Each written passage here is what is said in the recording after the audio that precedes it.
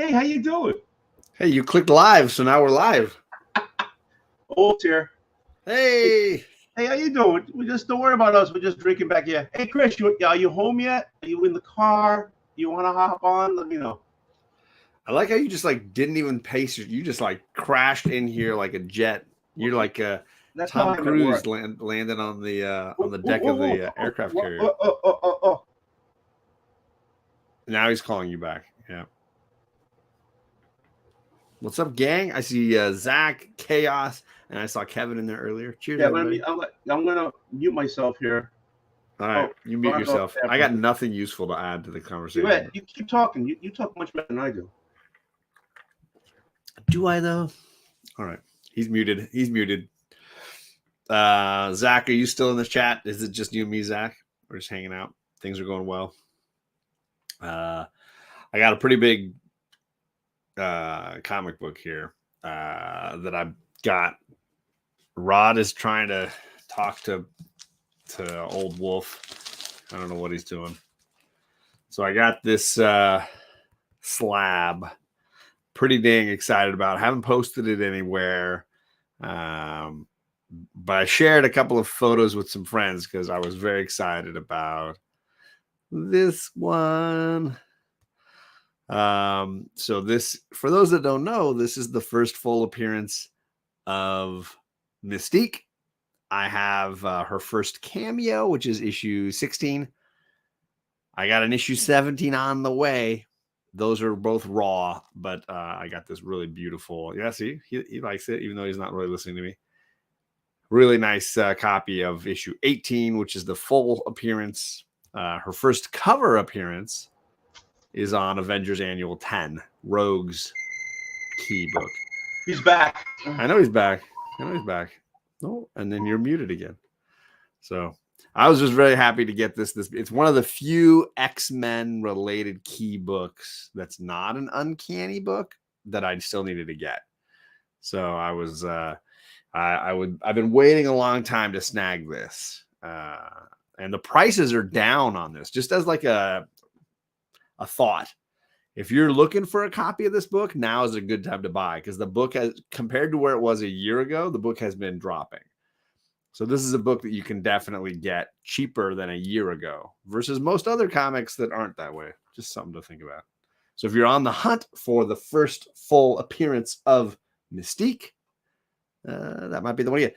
The previous two books, 16 and 17, for anybody that doesn't know, she is not looking like Mystique. She's in disguise, right? It's this issue 18 where you finally see her not disguised. And that's why that one's a little more of a key. Chaos, I got you, brother. I got you. Let's see here. Let me copy the link. These guys. Thank you. I'm going to copy it. I'm going to send it to you, Chaos, here. I'm assuming you want it on Instagram, so I'm doing it that way. Zach, is that you? I know Zach. Hey, Zach. You know Zach? Zach's cool. I know Zach. Yeah, we've been having a conversation.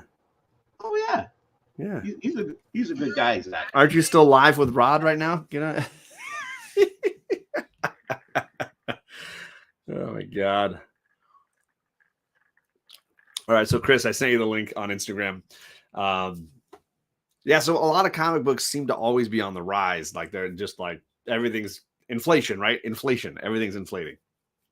But that one, which I still think is a really great X-Men related key book, has been declining. So if you're looking for a copy of that one, it's definitely one to be looking for. And I saw a ton of raw copies and a ton of lower grade copies really going for good prices, cheap prices. I just wanted something. I was looking for a 9694. I did not want to pay 98 prices because that's still high in my opinion, but they've gone down. Something to keep an eye out for. I'm gonna put the panties back on her. So there you go, girl. Wah wah. Chaos is probably going to be backstage, and Old Wolf will not notice, but who knows? He's probably going to jump in. I'm watching. I'm watching you watching it. I I'm dealing with Rod right now. It's called YouTube. You have a YouTube channel, dude. Just go in your room, jump on YouTube. He's worried about other things. I don't want to bring up stuff. Yeah, whatever. I wish I still had my TMNT comics. Yeah. Yep. That's good stuff. You could like retire. Mm-hmm. Yeah. So. Okay, Rod, I have to go back to the show. Rod, I'm sorry. Excuse me. I apologize. I didn't mean to cut in on you. I'm sorry. Now he mutes himself. This is hilarious. This is the best 5 minutes to any live stream Tony's ever had on his channel. Just so any of you that are new to this channel, this is the peak. You're here for the pinnacle.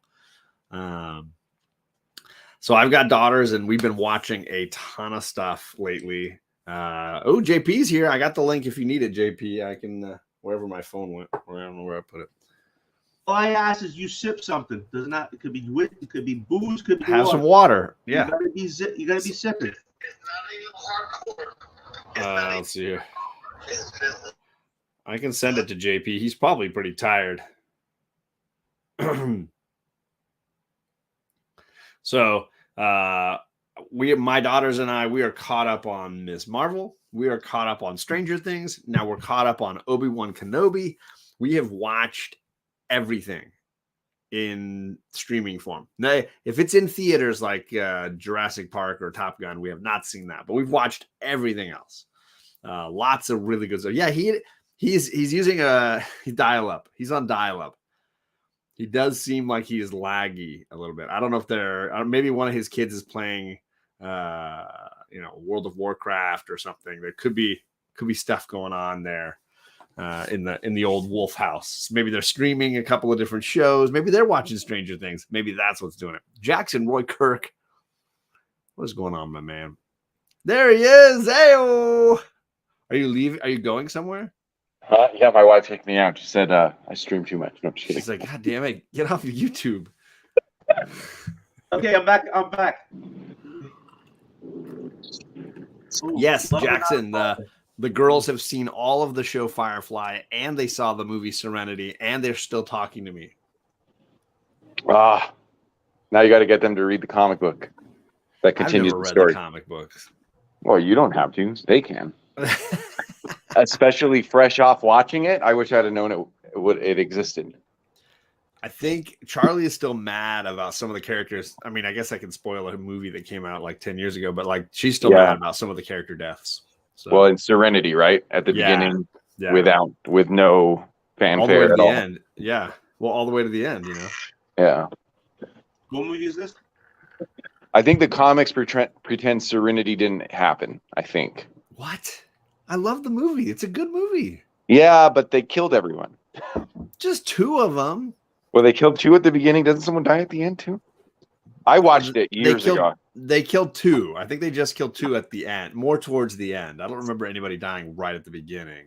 They killed the pilot right at the beginning. No, he's the very last one. He's like right at the end.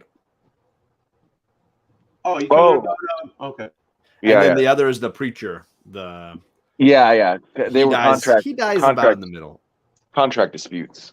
Is that what that was? Well, because they were thinking about continuing the show, and then those 2 characters either wanted more money or had something else to do. Really? No. And then the movie wasn't a huge hit, so they couldn't do the show anyways. I think so. Yeah. Hey, I like it a lot. I think it's a great continuation for me, and I was perfectly fine that they killed some characters. It kind of needed to happen. They had a lot of folks. Yeah, it was a good movie, except it was obvious. Tony, we're talking about the TV show Firefly, and then the movie they made to finish it off called Serenity. Right. I got caught on after a while. Okay, there you go. Oh, I had comics just came to my door. See, how big is that house, Chris? Chris, how big is that house? Like 900,000 square feet, 18 stories. He's at the Win. He's at the Win. That's where he's at. He's in Vegas at the Win. Are you gonna do an opening? Are you gonna do an unboxing? That looked like a CGC box. It's looks like it's a diamond box. Diamond box, yeah. Oh, so you said, you're diamond now, straight to the house. What's up, JP? Long time no see. Hey, JP. How's it going? How was I didn't watch you and Aiden tonight. I'm sorry. It's okay. Oh, I missed it. Because we hadn't seen the fourth episode. I didn't want to get spoiled on it. Yeah. Understandable. So I watched the episode instead, and now I can catch your replay. oh yeah. It was good. He wasn't quite as How does he feel about this show compared to Obi-Wan or to Boba? So like you were asleep. Go back to sleep. It's my voice. It wakes him up and he's like, I'm sick of this guy. So he's just obsessed with Mandalorians and Boba Fett, and yeah. so like even though I know he's liking the show more, he won't admit it. Pride. Yeah. He's proud. Yeah. So that's funny. So yeah, I think he's enjoying this one a lot because he's complained quite a bit particularly during the middle of the Boba Fett show, and he hasn't complained at all during this one. And there you go. But I asked him that tonight, and he was like, "Boba Fett." I was like, "Okay." Boba Fett was a little bit boring in the middle. Yeah, ooh. I would say it was a little bit boring all through, and a lot boring in the middle. Yeah, I haven't seen.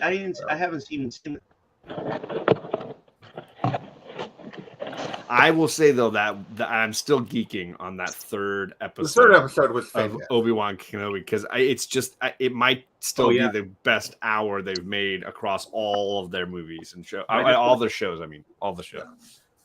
That was better than the movies. Even the Christmas special. Wow, come on now. It's a bold statement, I know. So, but yeah, no, I think the third episode was like he enjoyed the fourth episode more, but the third episode, I thought the fourth episode was a little bit of filler. Like, they rushed through so much. Filler. Like, I talked to my sister after I got done talking to Aiden, and she was like, "Well, he needs to like continue to do things to kind of build. Like Obi-Wan needs to continue to build like his abilities back." Yeah. So, like, I get why they did it, but it was still like, I don't know. I feel like they could have done it a different way, maybe. So, what are you talking about? The third episode? The fourth episode. Oh, well, I mean, the third episode was great, but I mean, 20 feet of fire stops Darth Vader. They move on. That was kind of weak. Yeah. Yeah, that was a Plus, little he's bit. on fire anyways. Yeah. I mean, and then like a regular human's able to drag Obi-Wan away, and then they're just. Yeah, they just went away. There were some plot holes. Yeah, I love it. Honestly, none of it bothered me. No, I was so either. into it. Like I was like, I'm willing to let it all go. That whole the cinematography and lighting in that lightsaber fight chase was like, fantastic. I was like, oh my god, fantastic! It was incredible. Muhammad Ali book. I don't know. It's going to be this small. The Who Was series. That's a great set of nonfiction books for kids and for you. Yeah, I just read a Muhammad Ali a different book from Fantagraphics. That was more focused on his maybe it wasn't Fantagraphics, but more focused on like his political ideology. Oh, not his like his history and stuff like that. Not the big fights like against Superman or whatever. Yeah, the fights were in it, right? But it was more about like, you know, him in Kentucky throwing his gold medal into the river and things like that. You know, none of him beating up Superman. No Superman in it. No Superman in it. That's skipping the best fight, I tell you. What's up, Mad Spidey in the chat? What's going on, Mad Spidey? He has a true Australian accent, not my son. Big one. I've never read this, but this is a good writer. I read something called Alone.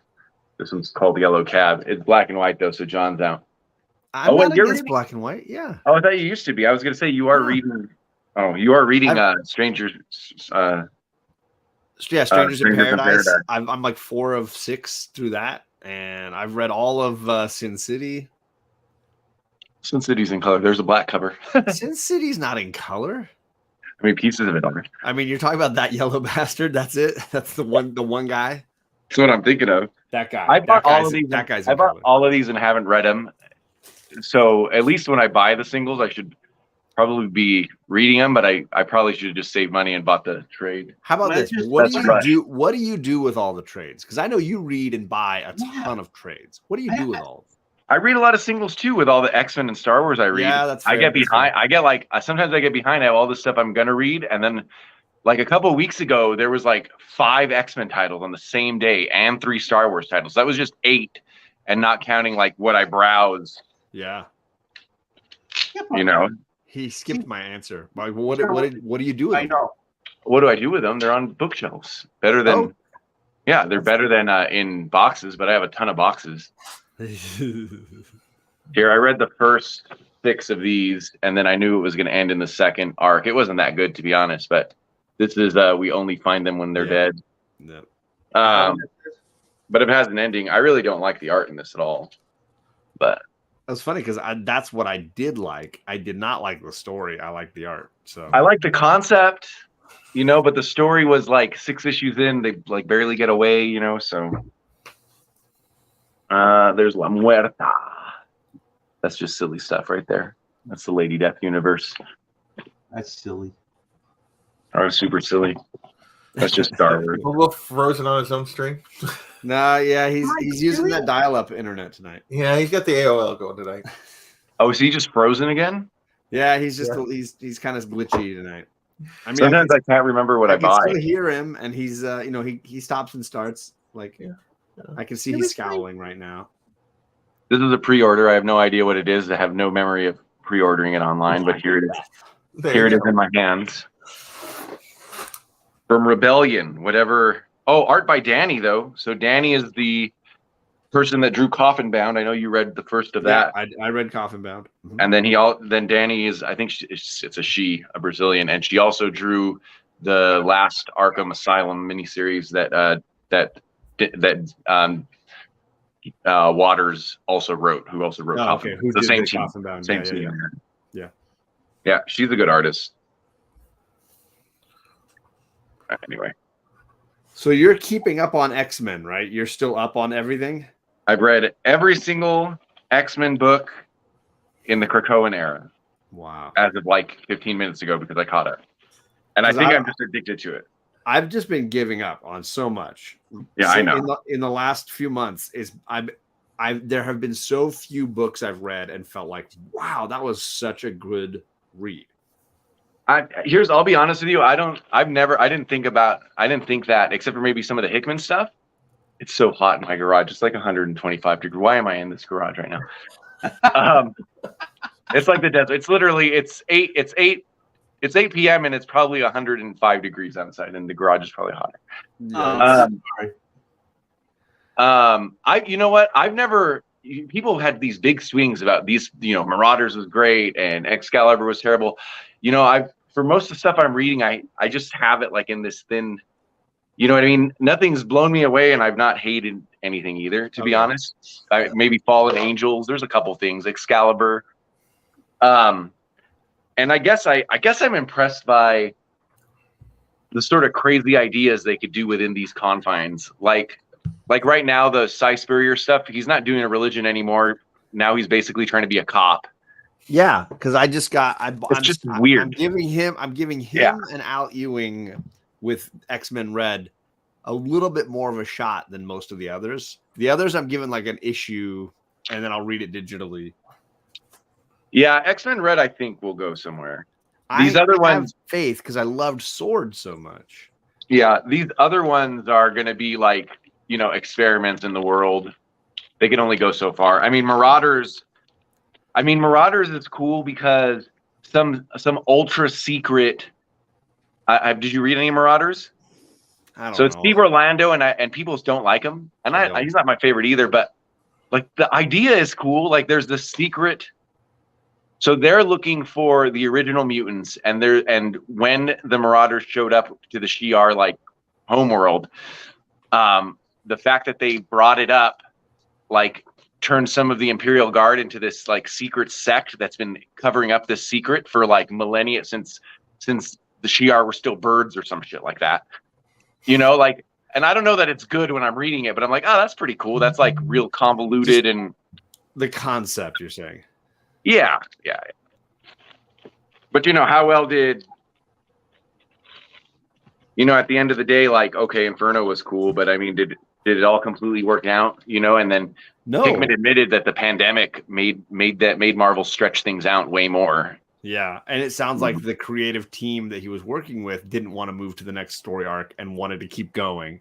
Exactly. They were happy there, and then, he picks some like a few, like, I don't dislike these writers as much as other people do, but, some people see Teenie Howard as a little bit of a minor leaguer, but I think she's like, the artist Kevin Coley, I think I'm pronouncing his name right. Some of these guys I don't really like their art or their writing, but they must just be really good at being on time. Truth of that. The anti-Joel Jones, you're saying? Yes.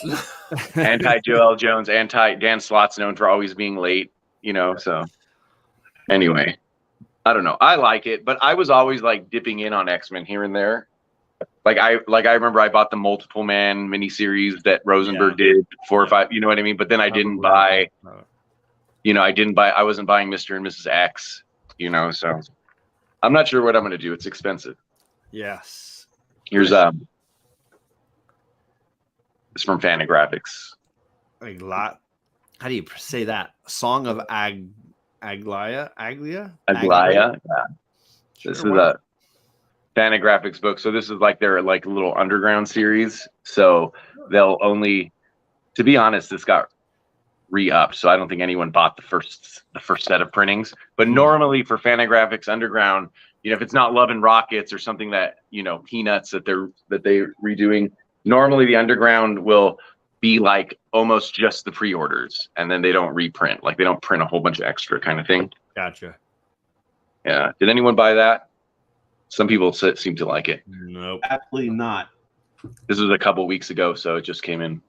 I've been cutting so far back on my poll. I'm getting 2-3 books a week, but I'm buying Omnis on the side, so it's all bad. Yeah.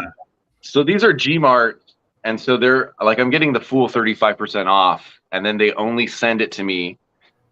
Most the big two are 35% off, and then Fantagraphics, some of the artier ones are 30% off, and then once I have $80 worth of books, whether that takes 3 weeks or 7 weeks, the shipping's free. Gotcha. Right. So it's the books that I don't want to just buy off the shelf. Right. Yeah. You know what I mean? And get whatever my comic books discounts are terrible. I can't. And then this is the last one. All right. Look at this one. Demon Days, Peach. But it's the Treasury edition. Oh. Would you like a mimosa? I'm not even that big. I like her okay, but the Mocha Mimosa. I read the first Demon Days, and I thought it was an interesting Elseworlds kind of thing, but I never got one. I didn't like it enough to keep going with it. Yeah. I have 1 or 2 of them, but I've never read them. Okay. So I felt the same way about number 1, but I kept buying it. They had some Miyazaki. I think they had Miyazaki homage covers or something like that. So I kept buying it, and then I finally read them. And then by the end of it, I really liked it. And then I think they're gonna let her expand this sort of Japanese influenced Elseworlds. Yeah. It's basically just another version of Marvel done as Japanese in the Japanese cultural style. And it's good because DC allows that all the time, and Marvel is normally, if you think about it, Marvel doesn't really do very much outside the 616, where DC does all kinds of Elseworlds, That's Black all Label. that DC does, it seems. That's all the good stuff. Nightwing, come on. Oh yeah, well, Nightwing's in there in the Prime universe. Yeah, that's why I like Nightwing. It's actually something good in the current universe. That and anything Taylor writes. So that and Superman, Son of Kal-El. Yeah. I've got to the point where I've really only got a few books I'm reading consistently from those guys, from the big two. It's Tom Taylor over at DC and it's Zdarsky over at Marvel. That's pretty much all I'm buying at this point. You gonna buy Batman from Zdarsky? I am. I'm gonna get that. I'm gonna get Rom V's Detective. I'm gonna give him a shot. Both of them. Me too. I'll give him an arc. I don't know if I'm gonna give him that much. It depends on how good those first couple. I might give him 2 issues, But if they're already blowing smoke on 2 issues, I'm done. Like I'm not going to give them time to get their feet. To be honest, aside from Swamp Thing, and I love the whole White Noise guys. That's Ron B, Dan Waters, Pac Nadell. Okay. You know that, and this other guy named Ryan O'Sullivan.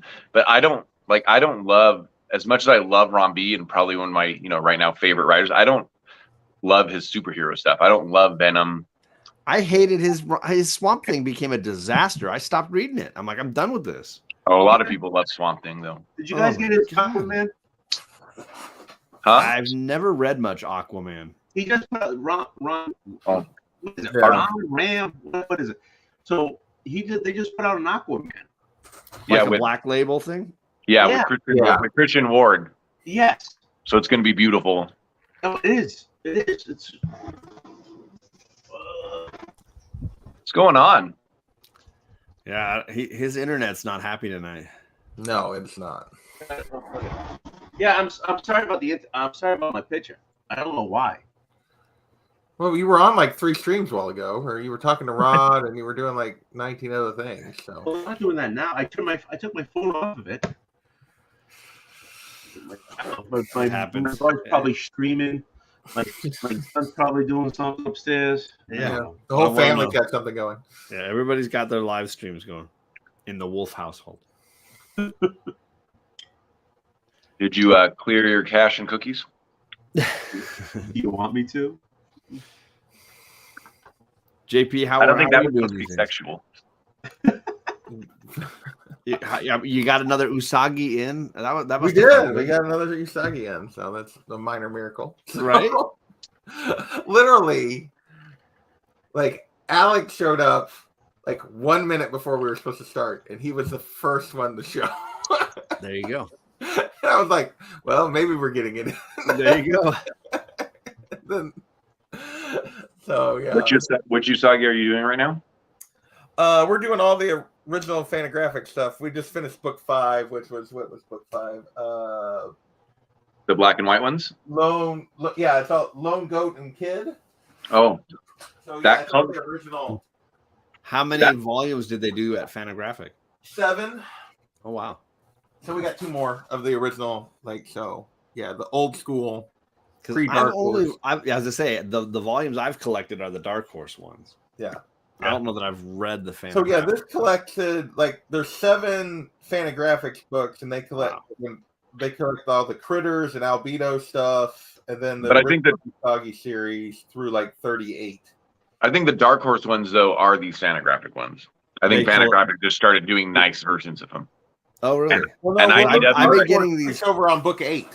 Dark Horse Huh? takes over on book 8. Oh, they took over on book 8. Okay. Well, okay. I've been buying the Dark Horse compendiums, so maybe they do include some of that. I don't know. I'll have to look more closely. Yeah, I don't know. So the next colorized one is of Lone Goat and Kid. Yeah, they've been putting out the colorized ones here lately of these. Yeah. Yeah. Well, it's called Lone Goat and Kid, but there's been nothing like Lone Goat and Kid. And then this 5th issue now is clearly the one that's Yeah, named. there's just one issue. Oh, yeah. The whole volume is Lone Goat and Kid, but it's 4 or 5 different stories. And then Oh, okay. So then I read that stuff. Then the story with the bats, and Yep. then the samurai that wanted Usagi to kill him honorably, and what was I can't remember the other one. The kite one, and then we just read that. That was the one we discussed last night. So Yeah. So yeah, they've It's been good doing the color walk or color. I forget what they call them, but yeah, reprints that IDW is actually putting those out instead of Fantagraphics. So Yeah. because they got the rights now. So, but so no, I've been reading a lot of stuff. So How's Black Hammer going?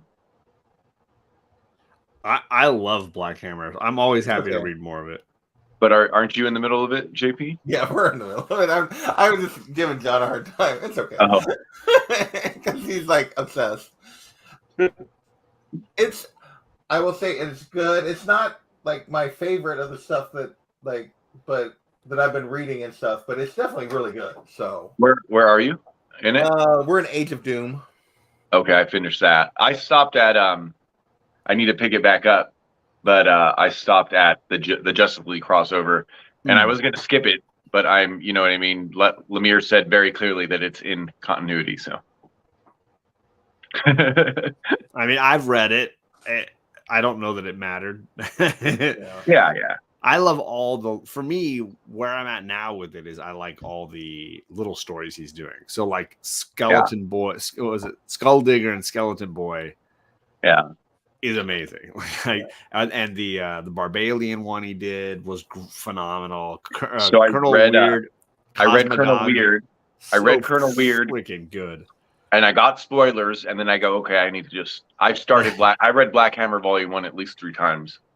But after I read Colonel Weird, and there were some because Skull Digger didn't have any spoilers. But that Colonel Weird one did. Yeah. And so then I read it all the way through in a couple weeks. I got through. I think we actually started at the same time, John, because I think you started collecting them. I think so. And you went all the way through them, and then I went and read other stuff. But I stopped at the JLA one. I fell into the rabbit hole and I couldn't get out. Yeah. I want to get back on Monstrous. Yeah, I read the first 3 or 4 volumes and I haven't gotten past. So there's a 5th and a 6th trade, but there's no. Oh, you read the 4th? You read all the way through the 4th? I want to say I'm through 4, but every time I pick up a new volume, I got to go back and like reread the one. It's so dense. It's very dense. JP's caught up on it. Yeah, I've read through the 6th volume. I mean, I haven't read any of the issues that have come out since then. So okay. He was doing it. He had an indie crew doing that one. Yeah. And that's a dense read, man. Daymares and I don't remember who the other person is now. It's really good, though. I'm glad we have something like that. The art is just unreal.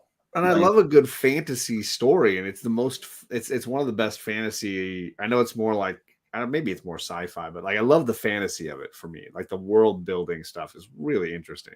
Yeah, I mean, it has like clear anime influences, but but without the wackiness, you know. It's not funny at all. It's definitely dark and graphic. Yeah. So I got to get back on that, but I have to read. I read the first one twice because I read it once on your show, so I reread it. I might have to read it again. Oh, I know. Like, yeah. It's like east of west. I think it's better when you just can power through it and not stop, because when you take breaks, you lose all the little threads, and it's a lot to keep track of. Yep, I stopped east to west in the middle. I would have to definitely reread that. I was glad I fought, because what happened was I started to get into it and I was like, you know what? I'm gonna read volumes and then watch JP's indie show, and then I was like commenting, like I was like 6 months behind the crew.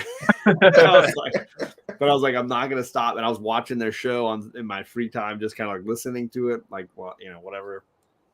But it was the only way to keep it up, to just keep at it. East and West is lots of stuff going on. Oh man. And so many characters to keep track of. But Monsters feels the same way. It's just so the same way. So many characters and so many storylines, you know. Did you read Decorum yet? No, I haven't. I'm saving that for the summer. Decorum, and I've also got Hickman's is it Black Monday Murders or something? Oh yeah. Is that what it's called? Black Monday Murders? Something? Yeah, it doesn't end though, So I've got the first 2 volumes of that. My LCS owner says it's his favorite Hickman thing. Except it doesn't end. Because the artist died, right? The artist died? Oh, no, I can't remember now. I thought he said that the artist had passed away, and so as a result, they were kind of left in limbo on how to finish it. Maybe if the artist passes away, then you can finish it. Well, when the artist quits. Yeah, that's a different because he owns it. Yeah. That's what happened with the first book Zdarsky ever wrote was a book called Kaptara. It was basically basically like a homage to He-Man. It was just a bunch of like He-Man type characters, and it was really fun. He wrote it years ago. He was I think he wrote it before he started Sex Criminals, drawing it, and I really liked it. Everyone kept asking me, he's like, well, the artist just like quit comics, like he doesn't want to do comics anymore. But apparently he's doing it on his Substack now, so I don't know if it's a new artist or not. Interesting. Am I too choppy? Yep. Oh yeah, you're very choppy. But we still love you. Yeah, you're still there. We just, you know. Yeah. Talk among yourselves. Don't worry about it. And What do you Sarah's drink still in? in the chat. You're the ventriloquist. Your lips don't move when you talk. I finished this, and now I'm on to this. It's Michter's. Michter's, I see. And All now I you're have on to what? Oh, I can't see the name on that one. What's the other one?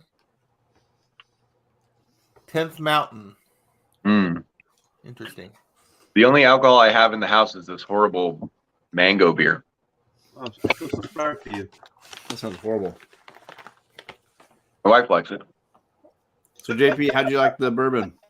So, I've never been like a straight hard alcohol drinker. Like, I just can't hardly do it. And Someone put that. I've never been straight. yeah, probably. That's fine. But I mostly just drink beer and like usually craft stuff. But here lately, I haven't really had the taste for it. And I was up when I went up and visited my sister. We went out to this nice place, and I had a Kentucky Mule that they made with this blackberry bourbon. I was like, it was so good. And so I was like, I'm gonna give bourbon another shot. So yeah, so I was messaging John while I was still at work. I'm like, message me back. I forgot you were 2 hours behind me. But and so yeah, you gave me a recommendation, and it's good. It's smooth, but I think I'm gonna probably have to be like a mix. I'm gonna have to like make a mule or a whiskey sour or something because it's just a little much for me straight. I drink mine on the rocks. It Well, makes a big difference. it was on the rocks. The rocks Okay. have melted. So, I drink mine neat. yeah. I like it neat. I mean, you probably have to do it more than, you should probably like drink a little, maybe do it 20 times and then decide if you really don't like it. Well, and I feel like I need to. Just I made it like, by the Costco size bottle, so we're good. work my way into Oh. it. Like Yeah. that's where I think about like drinking because it's been so long since I even drank any hard alcohol. Really, like I went years without drinking hard alcohol. I'm just drinking like beer when I went and did stuff. So, like I feel like I just need to like ease my way into it by like maybe mixing it for a while and then like getting the taste for it a little more. Old Wolf, Tony's got me into having a little ginger ale with whiskey. Yeah. So, well, that's what a Kentucky Mule is bourbon, ginger beer, and lime juice. Oh wow, Oh, Jesus Christ, that's a cocktail. isn't it? Well, and like, well, that's what the thing was. The one they did up there, I think, was just bourbon, ginger beer, and like the blackberry flavor instead of lime. But yeah, but I like Manhattans, but I like vermouth. Just because it's fun to say. Yeah. So, but I used to just do like when I did drink whiskey back when I was in college and grad school and stuff. I drank it quite a bit, but I would always do like a whiskey sour, which was just whiskey and lemon juice. So Everybody tells me old fashions are the thing to get.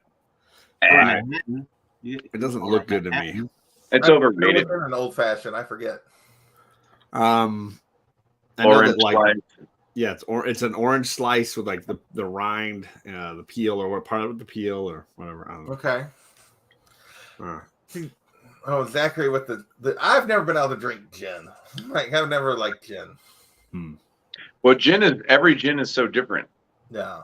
Yeah, Maybe I just haven't had the right one then. Yeah, because it's just a neutral alcohol, so it's essentially a vodka, and then they put in whatever herbs and stuff in it. You know what I mean? So they're all very different. What'd you say? The berries. They all had with the berries. The gin has a berry in it. I don't know. I don't know anything about gin. Yeah, me neither. It's on the tip of my tongue. I mean, I know Paul Newman. The juniper. Oh, juniper. Is that a berry? Yeah. No, Sure, why juniper not? berries. Yeah. Okay. Does Yeah, but- all gin have juniper in it? Yeah. I don't think so. You don't think gin has juniper in it? I said, does all gin have it? Yes. It's not a requirement, is it? Gin is a still alcohol drink that derives its flavor from juniper berries. Oh, there you go. There you go. Okay. There you go. Am I so choppy when I'm like doing a I also dance? think I poured myself. You're a little definitely much. choppy. Yeah.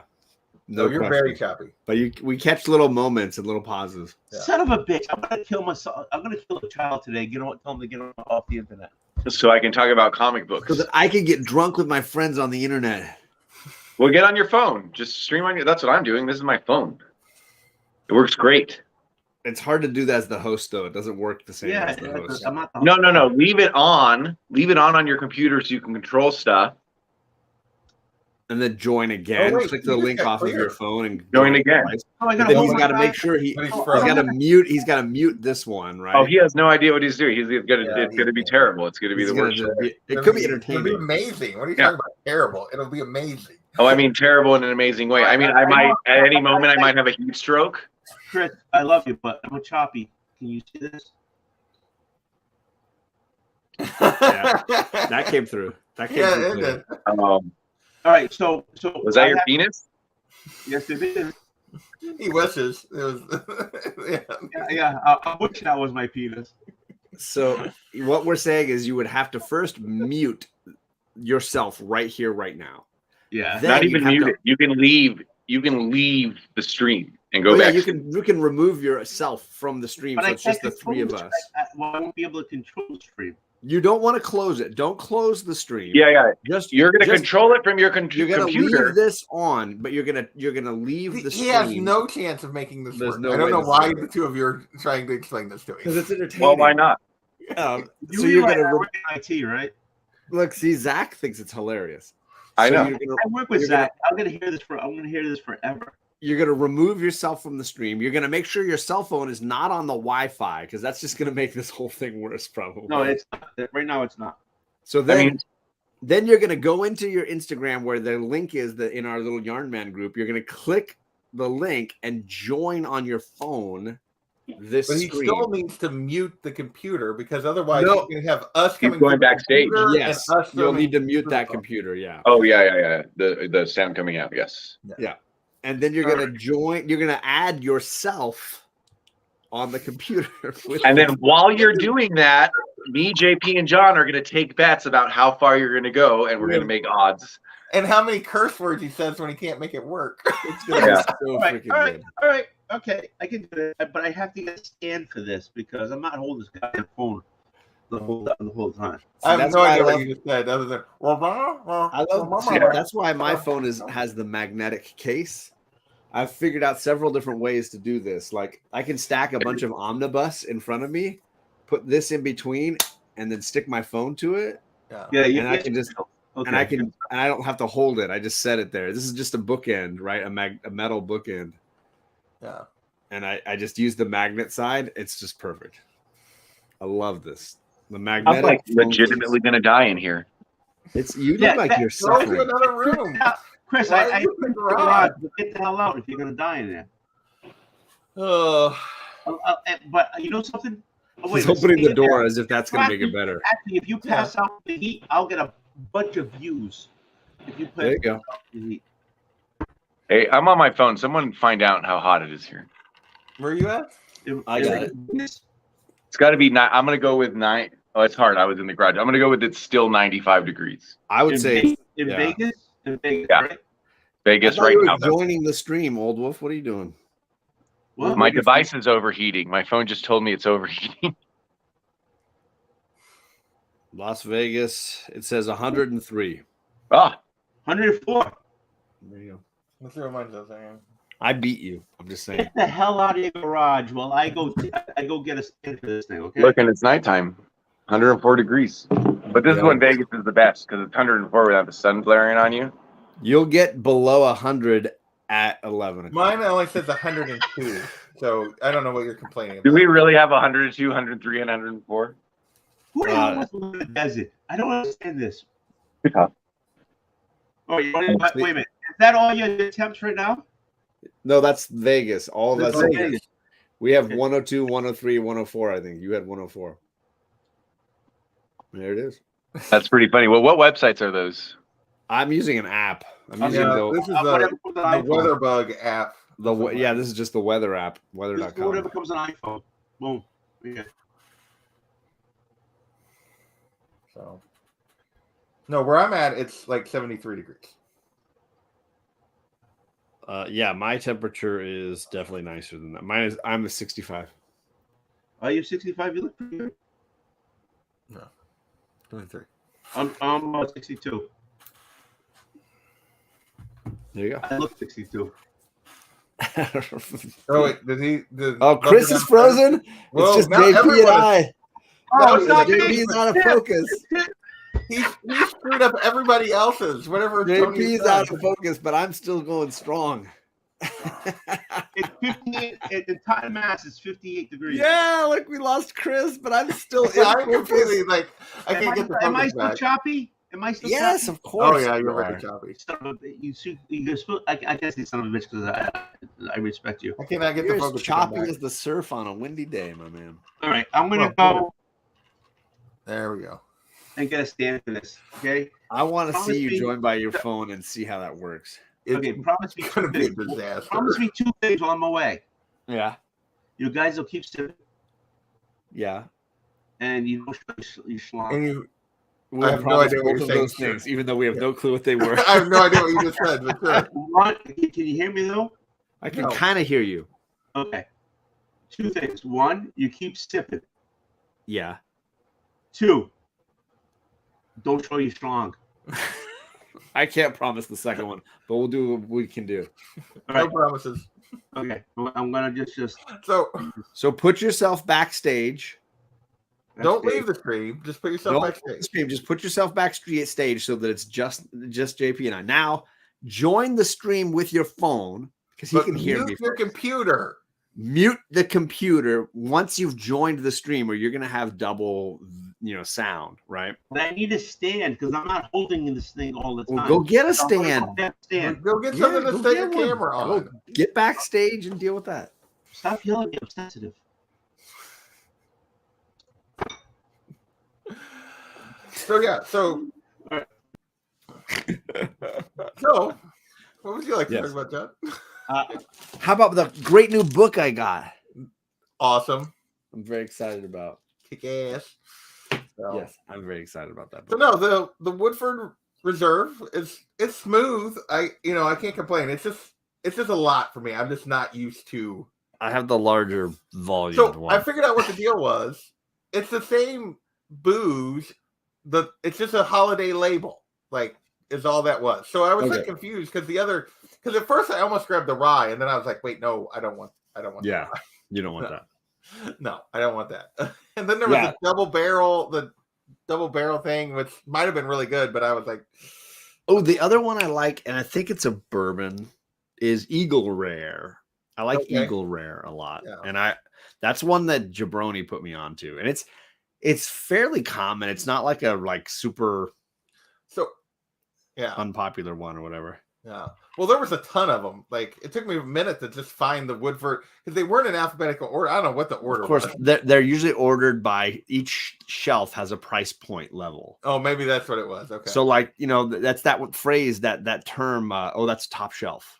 That comes from whiskey, and the top shelf whiskey would be the most expensive whiskeys. Okay, I didn't even pay attention to that. So this was this was mid shelf. It was mid. Yeah, so that you'll notice the prices go either up or down depending on how the shelves are organized at the location. Gotcha. But usually you'll have a top and a bottom as far as price points go. Okay, that makes sense. So this is how sad I am because I do not have like a whiskey glass or anything like that. I'm drinking this out of a mason jar. I saw that, which was it's very southern, right? Very southern. I figured it was as close as I could get. I just use it a little tumbler. I have a couple little tumblers. Yeah, I don't have a little tumbler or anything. So. I got one as a gift from a coworker who gave me like a bottle of wild turkey at one point, and I was like, this is not for me. I did not like it.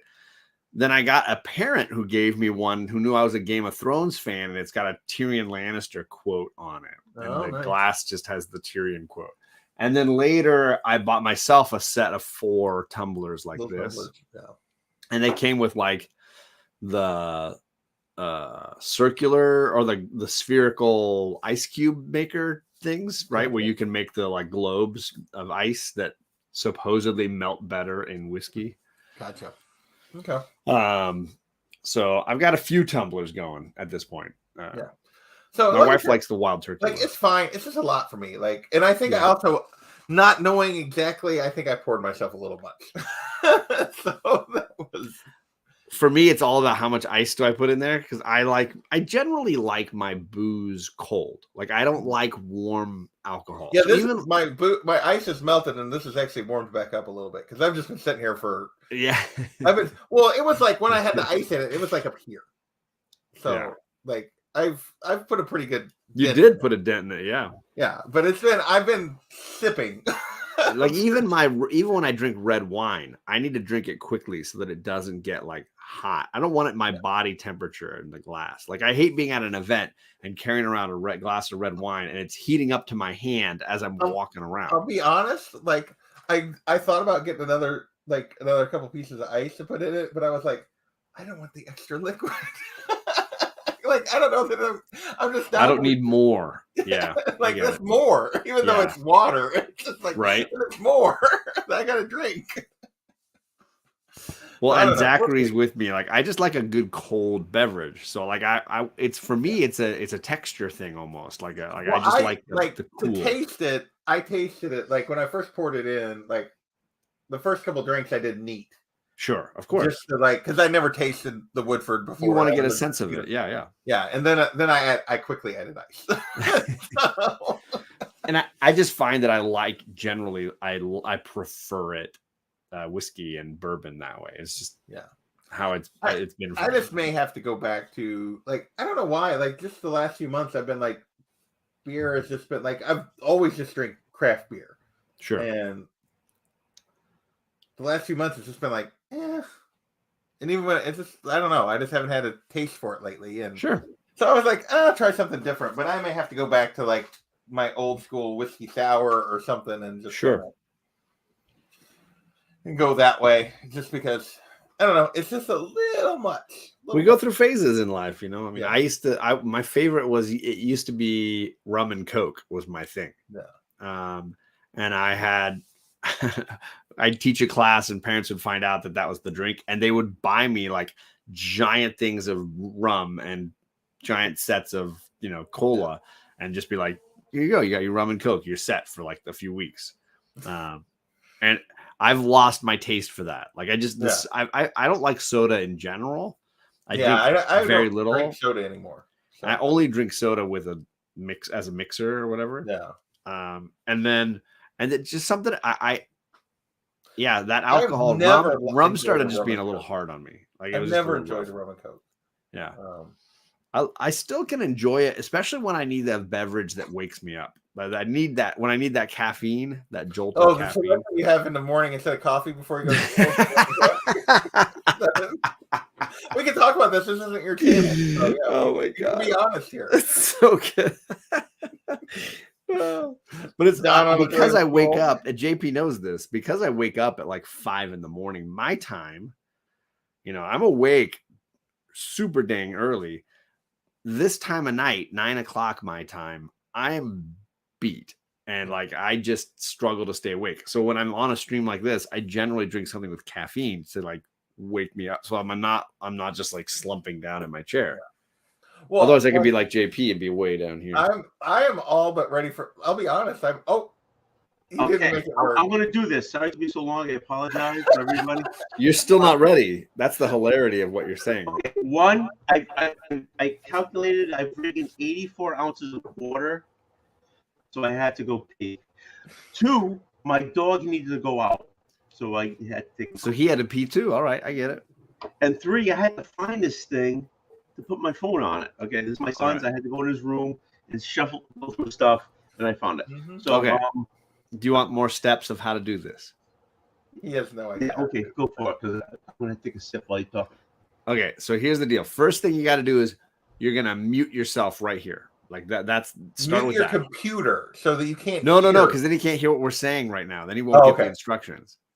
So you're muted yourself. The worry is that when you join the stream, you're going to have feedback, right? Because you have two microphones playing into the same, at the same time. You don't want any of that. Okay, So- stop right now.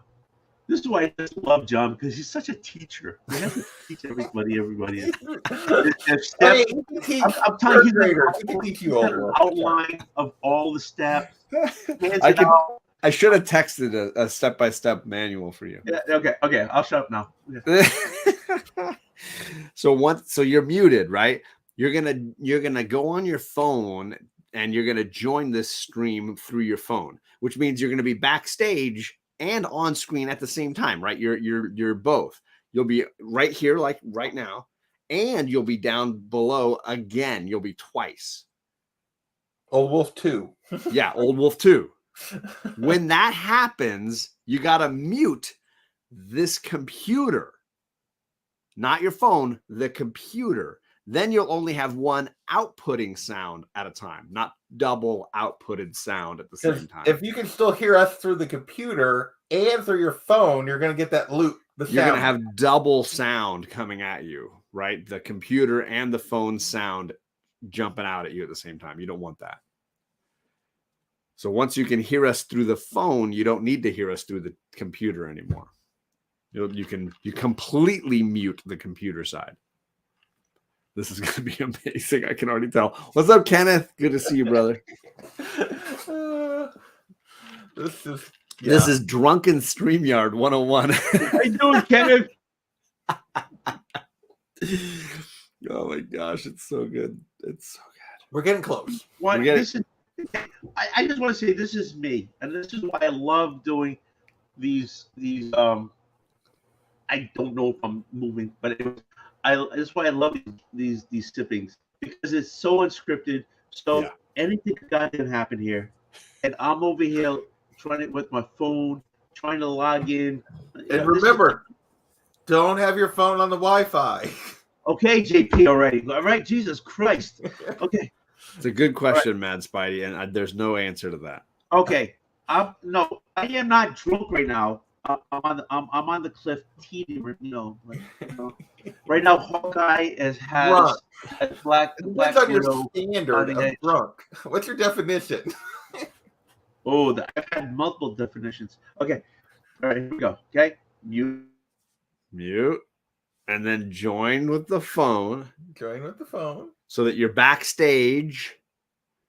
Right, you got to click the link. You got to click the link in Instagram, and then go to join the show, and then be backstage just hanging out, and you'll hear double sound, and that's when you know you can mute the computer. Then remove yourself. Oh, Zachary, I think if we started a drum roll right now, the drummer would get like carpal tunnel from how long it takes for this to happen. Can you hear me now? Yes, I can hear you. Hey, Zachary. Now we can't. It's hilarious. He thought he said something. All we heard was, "Hey, Zachary," and then nothing. Just silence. He got nothing through. Oh my gosh, it's so good. It's so good. There's the drum roll. I can't do it. Like I won't be able to do it. No, again, I'll repeat it. When you're backstage on your phone, and you can hear us on your phone, mute the computer. Right? Just so you only hear us one time. You don't want to hear double output sound at the same time. And then eventually you'll want to, Let's get to that stage first. This is so good. Yeah. This is what happens. We're not even 1 hour in. We're almost 1 hour in, but we're not 1 hour in. Well, I'm not going to make it much longer because it's 11 o'clock where I'm at, and it is way past my bedtime. Well, I'm down the hall next to my daughter's bedrooms. So the later I stay up and the louder I get, the more frustrated they are. And the less likely they'll appear at my morning show tomorrow morning. So, I'm shooting myself in the foot here in some ways. Yeah. So do you see yourself down below? Don't add yourself to the stream. If you're backstage down below, you're going to hear double sound, phone sound and computer sound. That's when you want to mute the computer. See, Zachary, we're still like, if the drum roll starts, we're way. The guy's going to get this for 30 minutes. He's going to be sore just from drumming. Yeah. We've been talking about this for 30 minutes. Yeah. Has it been that long? I mean, I wouldn't be surprised. We first started it like 30 minutes ago. Right. All right. Hopefully he's backstage. No, don't add yourself. He's added himself. Remove this one. Computer.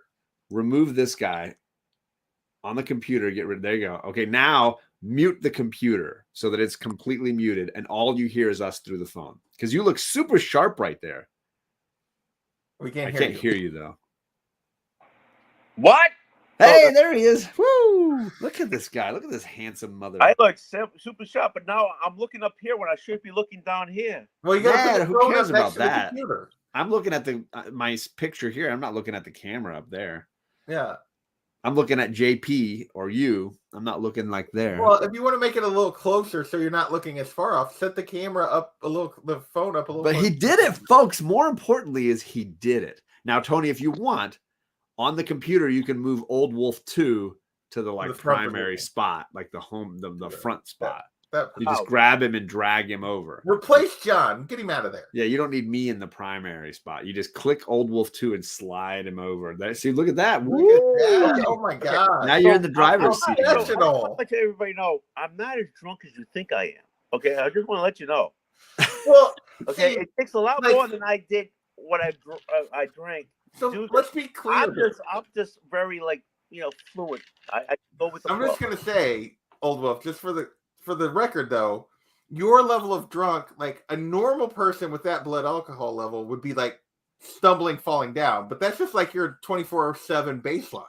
Yeah. So for you to actually be drunk for you, like a normal person would be, I would be dead. He finishes a bottle of Crown Royal almost every time. No, I finished the bottle of this. See, look, we can read the label now. I can read that label. More importantly, look at the shine on his head. He does. It is crystal clear. The shine on my head is not as shiny as that. No, neither. Mine's not that shiny. On my glasses, I gotta clean that. He's looking good, man. So you killed a bottle and a half tonight. It's this light I bought for $12. Look at it. I don't know how much was in the bottle when he started, though. No, that's what I want to find out. How much was in the first bottle? So you did about that's half. That's a third. Yeah, that's like a third, half. Third to a half. Yeah. And how much was in the other bottle when you started? Okay, so just a finger, maybe. Okay, one finger. Okay. So you've drank about half a bottle. It's like, all right, am I better now than I was? You are amazing. You look perfect. You sound great. You're sharp. Yeah. Thank you very much. I appreciate it. You're drinking a half bottle of bourbon tonight, and you're not drunk, is what you're claiming. Because that's your baseline. I'm not as bad as you think I am. It's just years and years of prep. That's what I mean. A half bottle of bourbon is Old Wolf's 24/7 baseline. I think the reality is, JP, everybody's liver is a different superhero. And clearly his is Wonder Woman. It's carrying a ton of weight for him. Yeah. I don't know about if it's Wonder Woman, but I know my liver has a cape. I mean, yeah, I just no doubt about that. Clearly, I might say that I've got a Green Lantern. I'll accept a green. I might have a Green Lantern liver, a Hal Jordan-esque liver, but I don't have a Superman. Sip. No cape on me. Oh, there he is. Time to go. Okay, Richie Rich is going through his home. You're in the garage still? Look at him! Holy cow! Yeah, it's not safe. What you do for your friends, man? I don't know. I mean, go find someplace cooler. Why are you in the garage? I don't know. I guess I can go into the. Remember the last time we were on and my kitchen was torn up? It's still torn up. I guess I could sit out by this. You were sitting out by the curb just in a chair. Ooh. Double sound. Double sound. How you doing? You got to keep your computer muted, Tony. Did you figure out what you're doing yet? He did. Oh no! Wait, is it? I think it's chaos. Chaos. No, mute chaos. Mute chaos. I'll mute. No, and now it's gone. And now it's gone. Yeah, chaos is the one providing the feedback. It's somehow the sound is doubling on your end. I don't know what's going on. Yeah, it's doubled. Yeah, it's doubled. I'm messing. No. It's like You got a muting. Tony. No, he's got to No, figure he's out got to what figure out what sound. Have Tony talk a little bit. I'm going to mute myself, but Tony's got to talk. Keep Okay. talking. Okay. It's muted over here. Yeah, no, you're good, Tony. Yeah. It's you. It's you. Just on my phone like before. I don't know what's going on. I don't hear the echo, but hold on. I'm trying to log into a computer anyway. Maybe that's what it is. The computer. Cursed computers and phones. Blame it on me. It's okay. Oh, look at me. There I was. It's paused. It's not that. It seemed like a long time.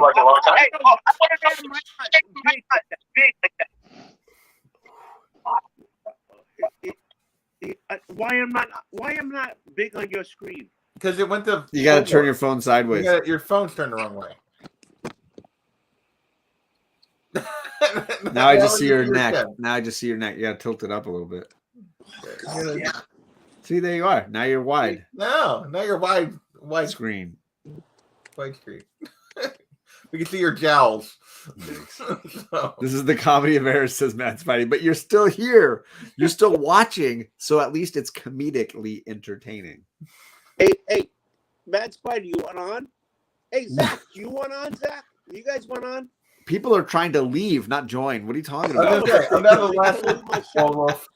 When this is gone, I'm gone. I will say the same. I got about this much, but it's a lot of ice. Yeah.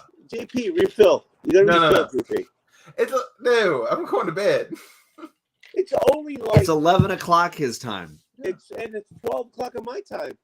Well, you're a machine, Old Wolf. You're like, I'm an old fuddy duddy, and you're a machine. That's all there's to it. Oh, okay. I'll send it. I'll send it. Chaos.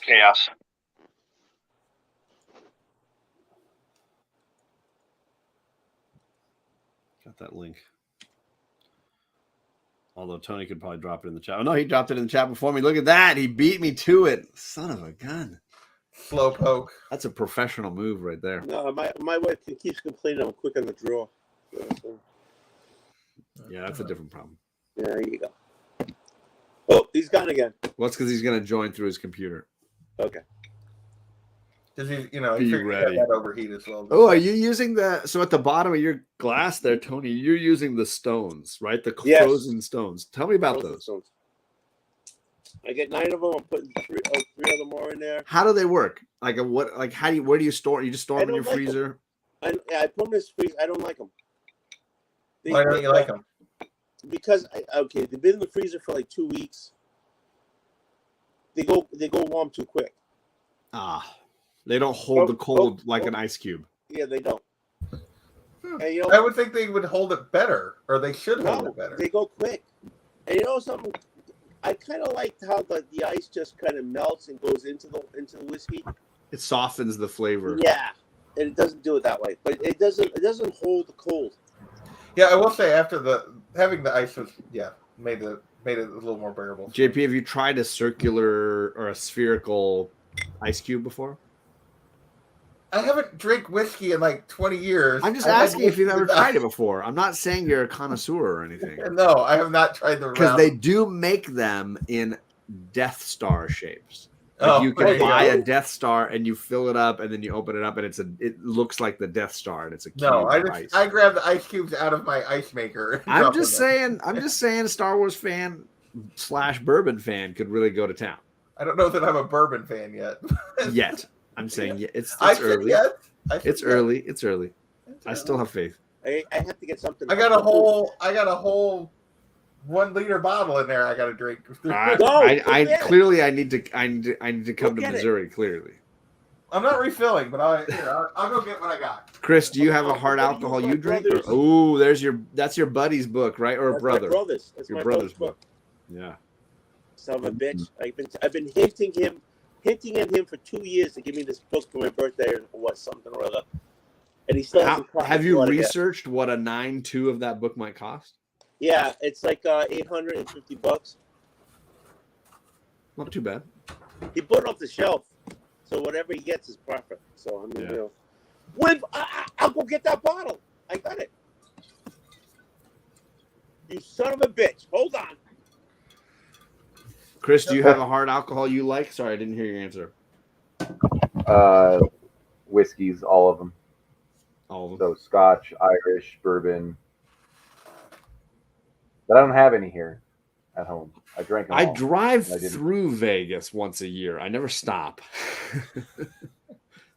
I'm in Newport. We were in Newport last. I know, and I can't believe we freaking don't meet up, man. I need to. I just have a 1-year-old and a 4-year-old, and it's a lot for my wife to be alone. So you're always just no. I'm saying I've got a 14 and a 12, soon to be 12-year-old. They love little kids, so you know. Oh, I thought we were talking about whiskey. We can just hang. It doesn't have. It could be a family. No, it could be a family thing. It doesn't have to be a comic book thing. Yeah. I mean, we'll just take the family to a bar. Okay, so I mean, Tony, that's pretty tiny. I'm just gonna say. I was holding off. I was holding off because I'm on the 18th. This thing's bigger than my head. I'm gonna be on Justin's show, and I was gonna pop this open because he likes it too. Yeah, it's good stuff. So no, But this if JP's willing to drink it, I'll open this up too. I'm not drinking anymore. Like tonight. I keep forgetting. I gotta look over here. Come on. I'll have a sip, at least a sip. Some people like 2 fingers, Chris. Just whatever they like, whatever they're comfortable this with. This is what I drink tonight. That's all I did. But that's a lot, though. Shout out to Chris's Friends / Sesame Street shirt. Mm-hmm. I'm way more wholesome than I speak on Instagram. Mad Spidey says he's backstage, Tony. Oh, you got a Mad Spidey backstage. It's like 2 p.m. where he is. So no, that was. If you don't tell us, we don't know, right? He's I'm like, do I put it in the private? No, just put it in the whole channel. No. Eventually, It just fits the theme. How long you been there? Oh, about 3 hours. No, just joking. How long is the show? Yeah. Like I tried to jump in 5 minutes in, and you just left me back there. I've come in and out 4 I have to times. look down. This sucks. Yeah, it's not easy doing streams on the phone. No. I've done a few on the early days, and that was enough. Oh, I always do it on the phone. So what are you drinking? Is that a cola? It looks like a soda. No, it's Pepsi. No, it's just, Is it like noon? Is it like 12 or 1 or 2 over there? yeah, 2 in the afternoon. We had our first. It's Saturday, right? So you're on the weekend. Yeah, we had our first Connors this weekend. So we nice. just went this morning for a few hours, and then already had enough. Everybody say bye, Zach. Bye, Zach. Peace, brother. Yeah, so we had enough. It was like really, really busy, which was surprising because it's a long weekend for us this weekend. So oh, is it? What's Monday? Is it Monday the holiday? Queen's birthday holiday. Being part of the Commonwealth, of course. I was gonna say she's the one that banished her family banished a lot of your ancestors. What are you worried about? Hey, it's a public holiday. I don't care. I get a day right. off. I mean, we'll take it, right? At this point. Yeah, exactly. So, Old Wolf hates Martin Luther King Day. He still celebrates it. Yeah. And yeah, that was enough for me. I'm not doing the whole weekend. It's getting too old to be doing full weekends. Yeah. Yeah, I've only ever done a full weekend con once in my life. I usually just go, give me a day, give me one really good day, and I'm good. No, when I go to Boston, I do the whole. I buy the whole weekend pass, Friday and Sunday. Wow. Good I man. haven't been to a con since I was like 16. Okay, nobody cares. But anyways.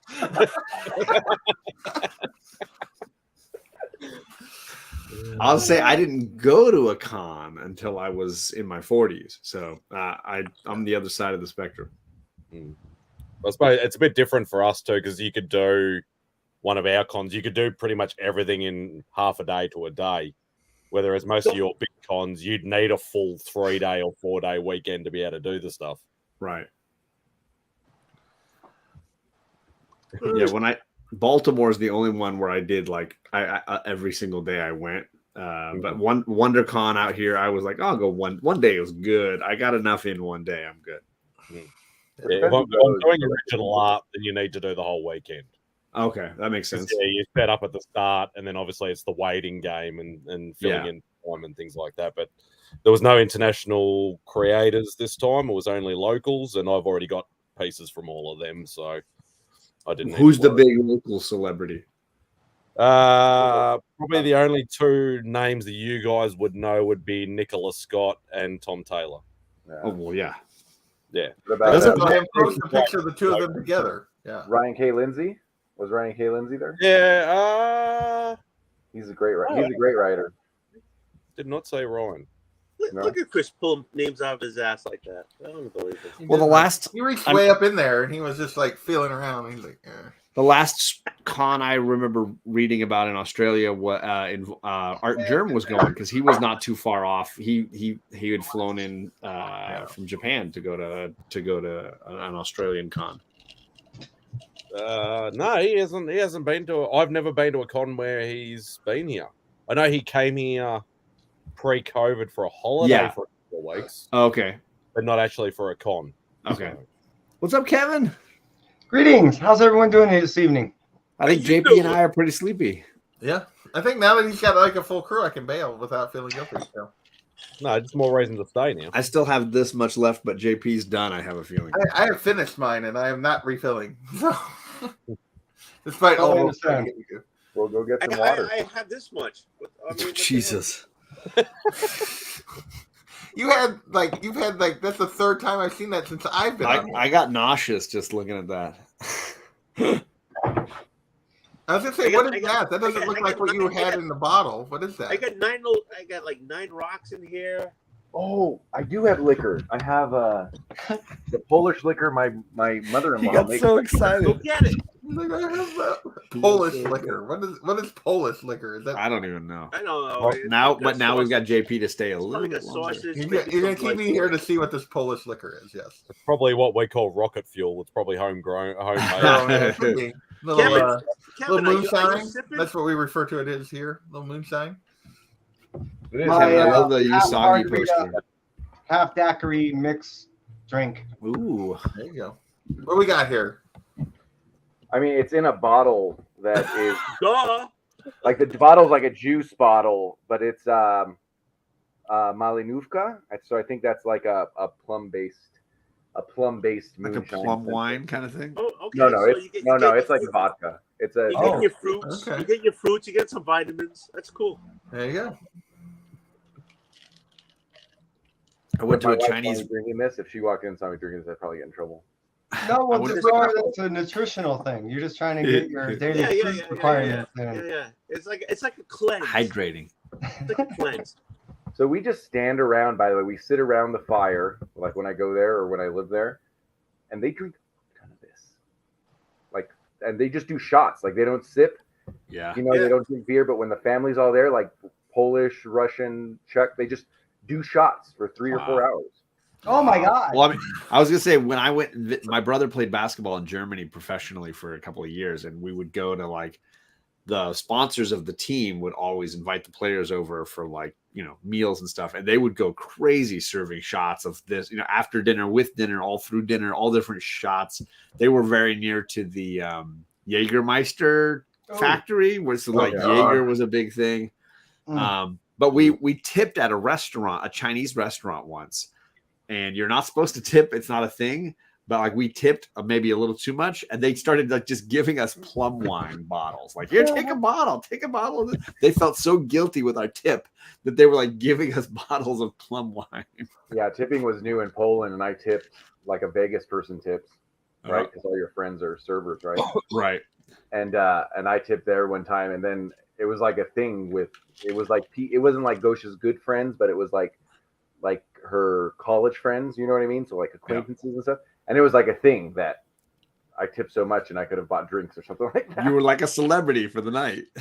Yeah, but to them I look like an asshole for doing it. Oh. Well, to us, so you're an asshole too, so don't worry about it. Or a tourist. I think my mom came off as a tourist. Yeah. And they were just like, give her stuff. She needs stuff. She's clearly stupid with her money. She'll tip us more. Yeah. There's that. All right. That's it. I'm calling it. You guys have fun. Later. JP, And I'm dusted as well, my brother. Take There you care. go. Take it easy, man. One Bye, more. JP. I just found liquor. John, are you going to refill? No way. Why? Because this was absolutely filled to the brim when I started this program. Yeah, but it was ice. And I spent an hour and a half teaching you how StreamYard works. Okay, so put something in halfway. Which half? I was gonna say my The top balls. half. I'm done. Hey, Kevin, do you have to wake up your son so that you can stream now? I'll kick him out of the room. This is now my room. Boom. Oh, there we go. I Claim that lane regressed for and I'm stream. back to being a 17-year-old kid again. There you go. Yeah. I'm digging it. Yeah, my daughter has moved out quite some time ago. My son moved into my daughter's room. I moved into my son's room.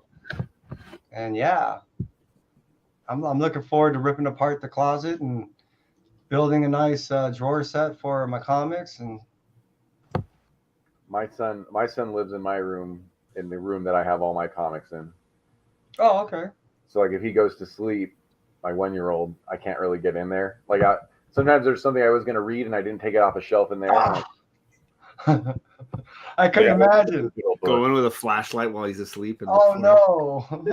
Well, once he gets to sleep, he's good. He won't wake up. But Really? yeah, he'll wake up like, for other reasons. But I can go in there and make noise and stuff. He won't wake up. Look how professional Mad Spidey looks, and I'm like somebody's nuts. I am. Oh, I'm nothing. You got nothing there. Yeah, I'm you on got a new nothing. computer, so it's not saved or something. Yeah, I have nothing to necessarily show off either. So it's. I mean, it's a choice for me. I could be professional if I really wanted to. I could make it something a little more professional if I really I like chose. that. That's better. I like that classic look. It's a choice. It's a choice. Everybody loves the nut shot. Right? Yeah. It's popular. Hey, take a picture of my crotch, John. I don't know about that. No. Ooh, I know Bobby got a good laugh out of that, so that's what I'm here for. Hey, I'm thinking about Daymers is changing here. I'm thinking of changing my what do you call those things that we? No more logo of Dead Man. Thumbnail? Yeah. Because I can't put that on a shirt. I can't do anything with it. No, yeah. Put it on your shirt. Who cares? There's a lot of really talented graphic designers in our community who are like willing to help craft. Like mine is, I mean, ultimately mine just looks like a diner. That's what the design. It's primary colors. It's very straightforward. It does look like someplace you'd stop on the road on the way to Vegas and get, breakfast at 1 in the afternoon. John's You go get breakfast at John's Comics and Kids. Oh, I mean, why John's not? breakfast with kids. There's definitely worse restaurants I've eaten at. So are you gonna when your kids are no longer kids, like are you just gonna retire or you just have 7 more years of I mean, in 1 year, actually, a year and 2 months, it's going to be John's Comics with Teens, which is way more creepy than John's Comics with Kids. Luckily you're established. Way more awkward Maybe to transition. John's Comics with Family might be a better way to go. See, look, already better ideas are coming out of Australia. I like that. John's Comics with himself. The truth is, though, there are people with way bigger channels than me, like JP in our chat, who have like no logo skills. He's got a random photo and he's put JP's budget across the middle, and that's it. That's his whole thing. Well, JP came in the right way. He had a good idea. Yes. And stuck with it. Yes. You know what I mean? And one day it just shot up. Like I was surprised because he did it a long time, and then one day he had like 3,000 subs. So yeah. Wow. Yeah. So for me, I feel no motivation to make any changes at this point. Do you remember when Perry thought of JP's idea and then people had to tell him not to do it?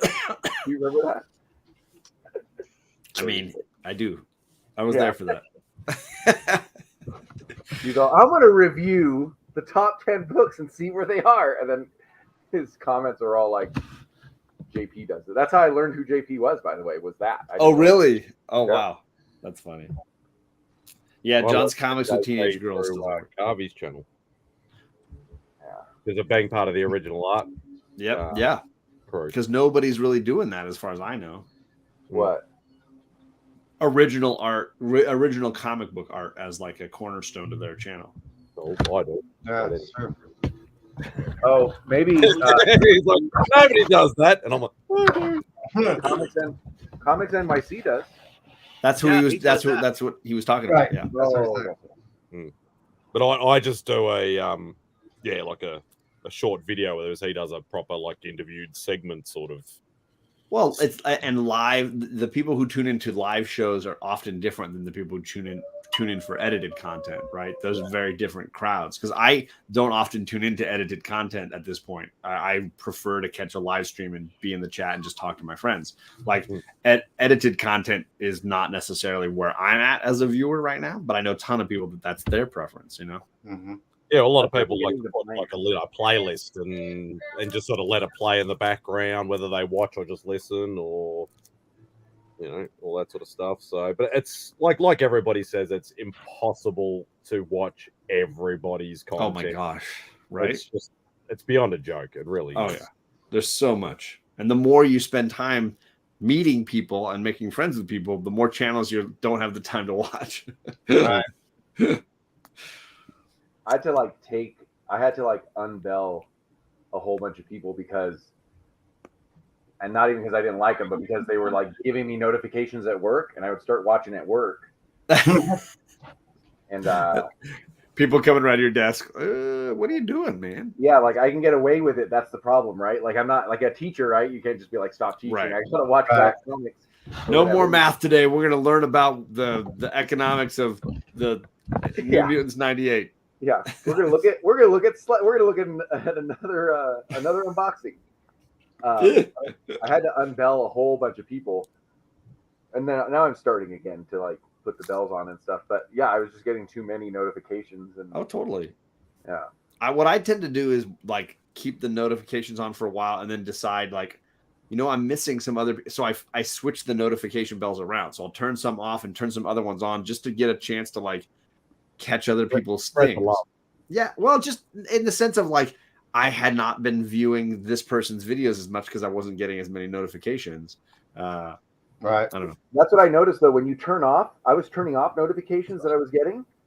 All channels I like, by the way, it was only because of work, right?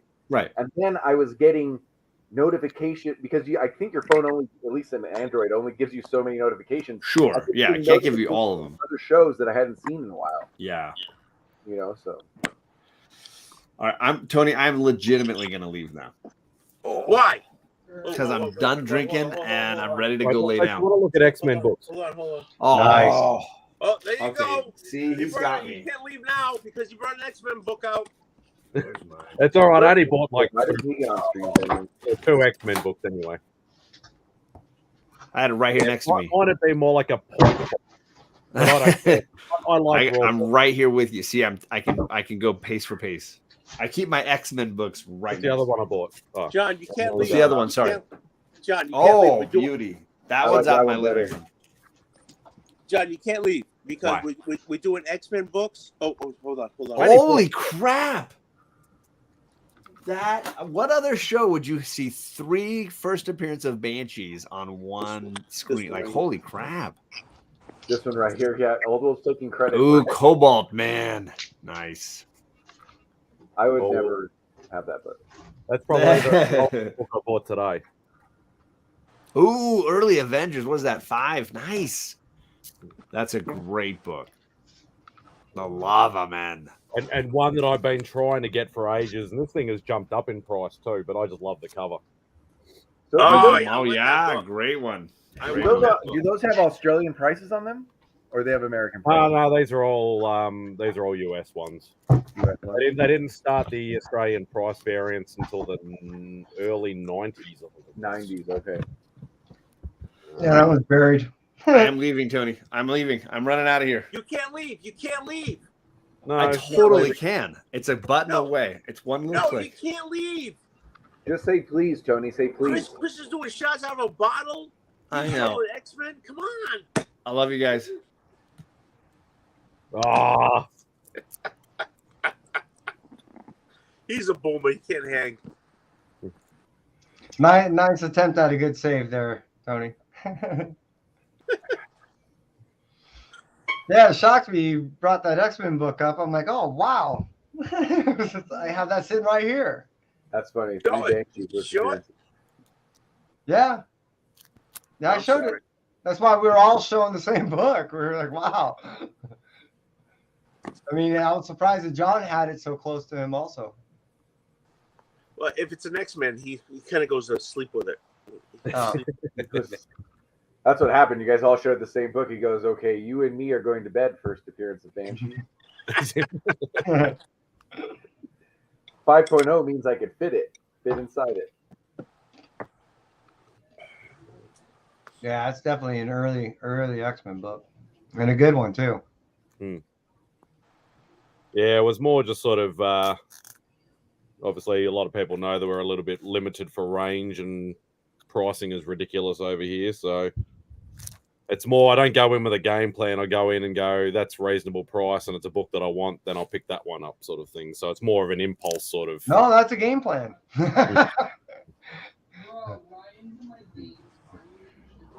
Ryan is in the call. I repeat, Ryan's mom is in the call. Look at JP. Look at chaos. Who's being in trouble right now? Is it Old Wolf? Again.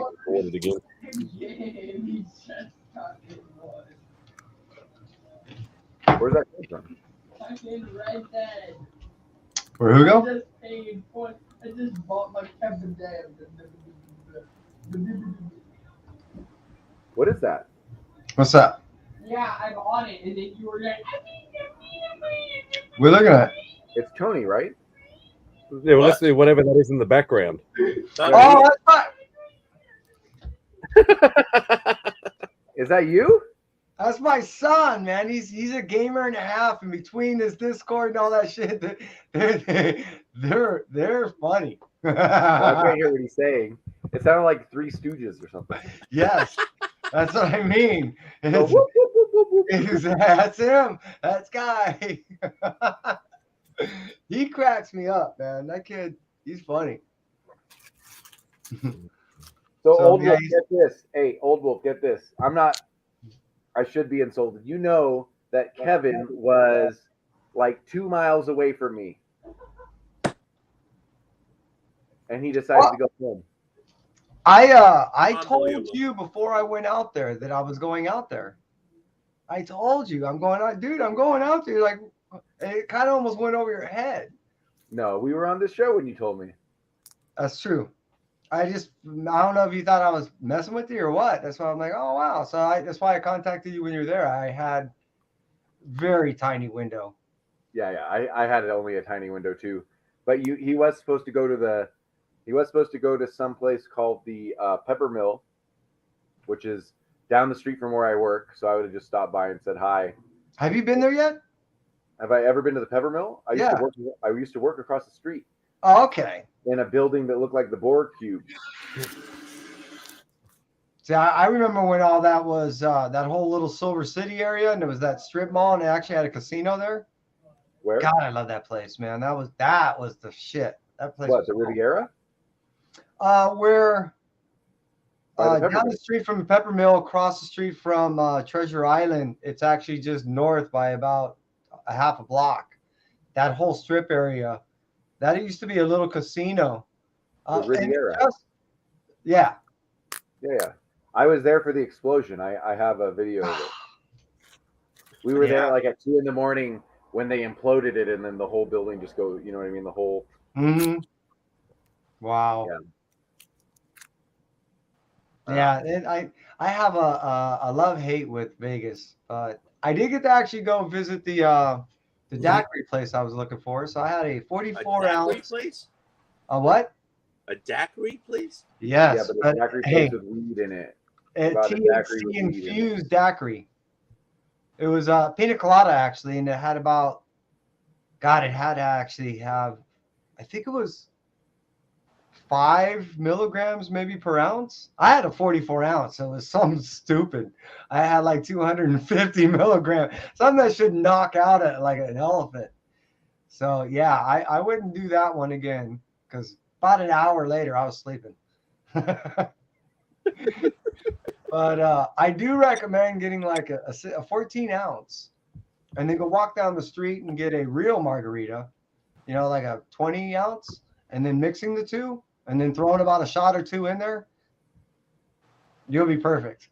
Hey, is marijuana legal in Massachusetts yet? There are, yeah, actually it is. Well, medical or there's actual dispensaries. You can walk in right now and buy marijuana. No, you can just walk in and get a dispenser. Oh, I was okay. gonna So say it should be. recreational. Yeah. So I won't do it because I remember when I was a kid and I was just smoking it illegally. I was totally like I always got baked. I would just sit there and like, It's not my thing either, but Yeah. but I do feel like better to smoke weed than drink, but I choose the other thing. Yeah, I rather drink because I didn't enjoy. The last time, this is how long ago. I mean, I went to places where we sat at a table and and you had two going around, right? You had one going left, one going right, and you catch it in the middle, and you did this, and you pass it on.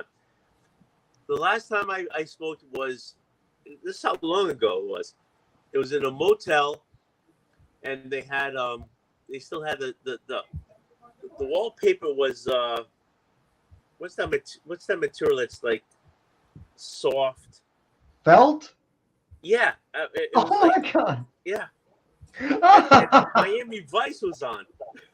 Oh my god. Yeah, no shit. And I sat there on the edge of the bed like so into Miami Vice. I was like awesome. done. I was like done. I was like, no, this is not for me. This is not for me. It's just like when you get into the zone where you see Crockett on the freaking boat and you're like, Well, anything that you can't function on, I wouldn't recommend that to No. anybody. You know what I mean? no, it wasn't for me. I was done with that. No, I was done. So What I thought was interesting is in downtown Vegas, there's an area that's known as they're containers. So is it considered the container store?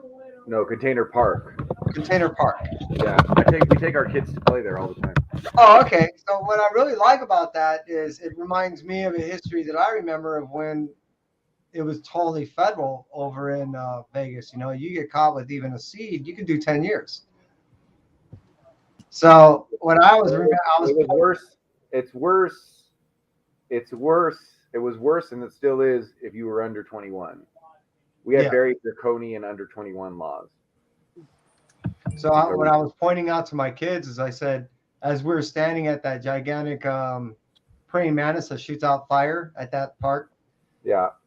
You see that area over there? And I'm pointing basically northeast. And they said, yeah. I said, that whole strip area, what we used to do is because this area was never built up. It was just dark. So we would go down there and smoke a joint, knowing that people wouldn't go down there. Yeah. Well, one time a cop did, and oh my God, we were all thinking that was it. We're going to do time forever. Now, the last time I went there, which was, as you well know, a little over a month ago, it just reeked like pot everywhere. I'm like, wow, really? Just times have changed, haven't they? Yeah. oh yeah. Yeah. I mean, I'm so okay with that. It's so much of a safer drug than alcohol. I'm looking forward to the novelty to kind of be away though too. Matt Spidey, is anywhere in Australia is recreational marijuana legal? No, No, not at all, right? no, it's legal everywhere. They've only just started passing laws for the medical marijuana. That's being able, like through prescription and whatever here. In my state, actually, I think most states have done it now. So, Oh, cool. but yeah, it's not a common thing, unfortunately. Not that it really matters. I'm not really into that sort of thing, but Yeah, neither am I, but it's around Me here. either. Yeah, the big thing with the whole reason why it's really opened up is Just like in the 90s, you know, the we audited federal government. We were like, hey, we're coming up with $3 billion every year. And they're like, oh, we can't pay the porn industry, so we'll pay the adult entertainment. So they're doing the same thing with pot right now. We've been hitting them going, you've been collecting all this money on the tax, but supposedly under Schedule 1 law, you're not allowed to collect any money on your tax. So how are you going to do it? Oh, well, we've been getting money from this thing called cannabis. So now they're forced to try to deal with it on the federal level. Just follow the money. There's a lot of tax money, man. If you think about since Proposition 215 went through and back in 1995, California alone, you kidding me? That's 27 years of taxes going, hey, show me the money. Kevin, spoken like a true stoner, knows all the facts. If you want right now, Kevin can give you in 5 minutes the reason hemp is illegal and why it should be legal. I think it's turning legalized again. I think if you look, they're using it in all kinds of construction and stuff. So it's just a matter of time that it goes over to, you know, all adhesives, woods, everything else. They swapped out even bamboo, and bamboo's the fastest growing. It's cheap. And we can do it here.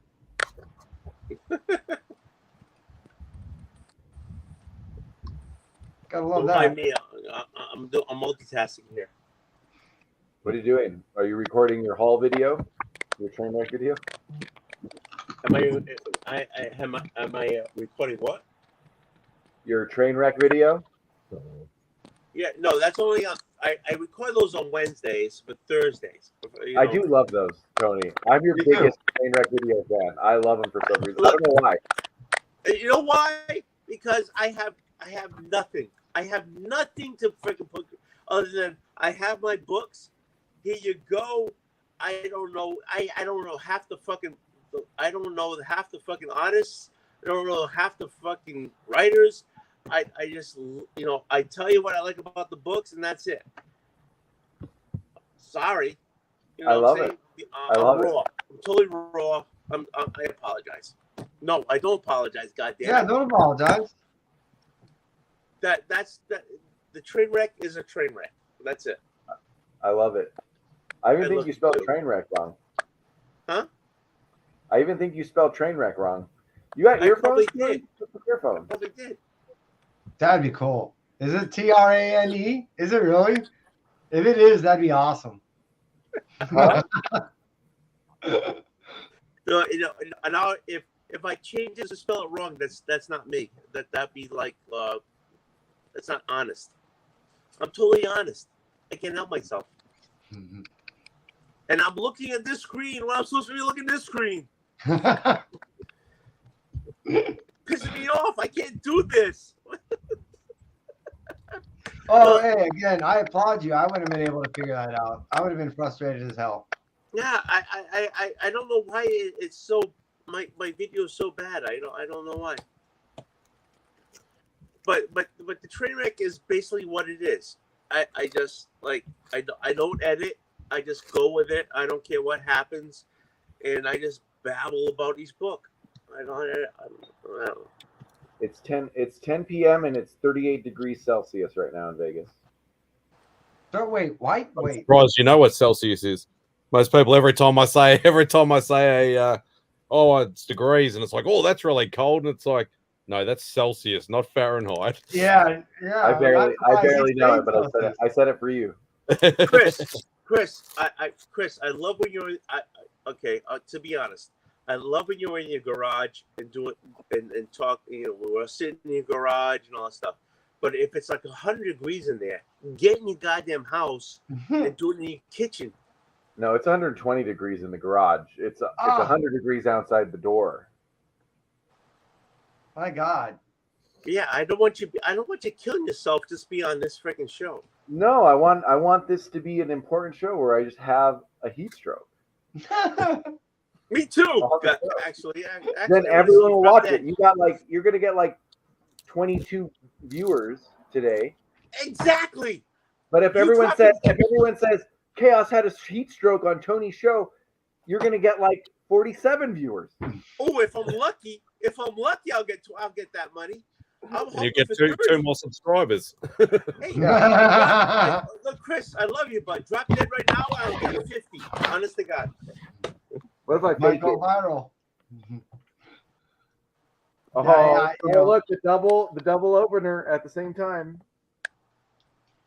Anything below 72 and anything above 76 is not within my parameters of temperature. Manhattan guy Small- that lives in Manhattan Beach his whole life. Small window. Yeah. Well, you know what's great about this weather is like you can go out right now at night. Like 100 degrees without the sun bearing on you is different, you know? Oh, absolutely. Yeah. Well, that's like over here. It's the humidity that gets you over here, not Yeah, we're necessarily a dry heat. temperature. Yeah, we're a super, super dry heat. Everyone tells me about humidity and then we all die of skin cancer. Everyone's like, the humidity today, and like, okay, you're right. Humidity feels worse. But I'm literally gonna die of skin cancer and you're not. You know what I mean? So But you live in a goddamn desert. yeah. Right? I mean, And it's you know. getting worse.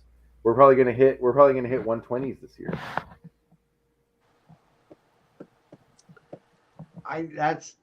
Yeah. That's why I work in air Yeah. conditioning.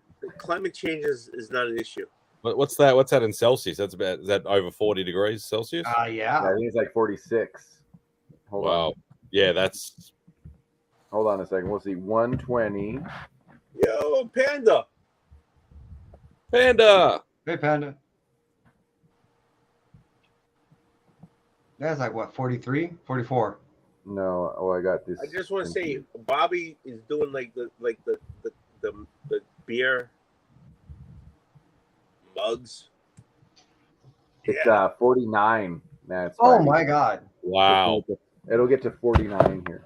I don't know. I think I think that the highest we've ever hit is probably 40. Yeah, maybe 48, 49. Only once or twice. Yeah, but no humidity though. Like our humidity is like Yes, that's the thing. Like we Yeah, so probably you're still have you bake. It's a You dry bake. heat. It's a 80% dry heat. humidity.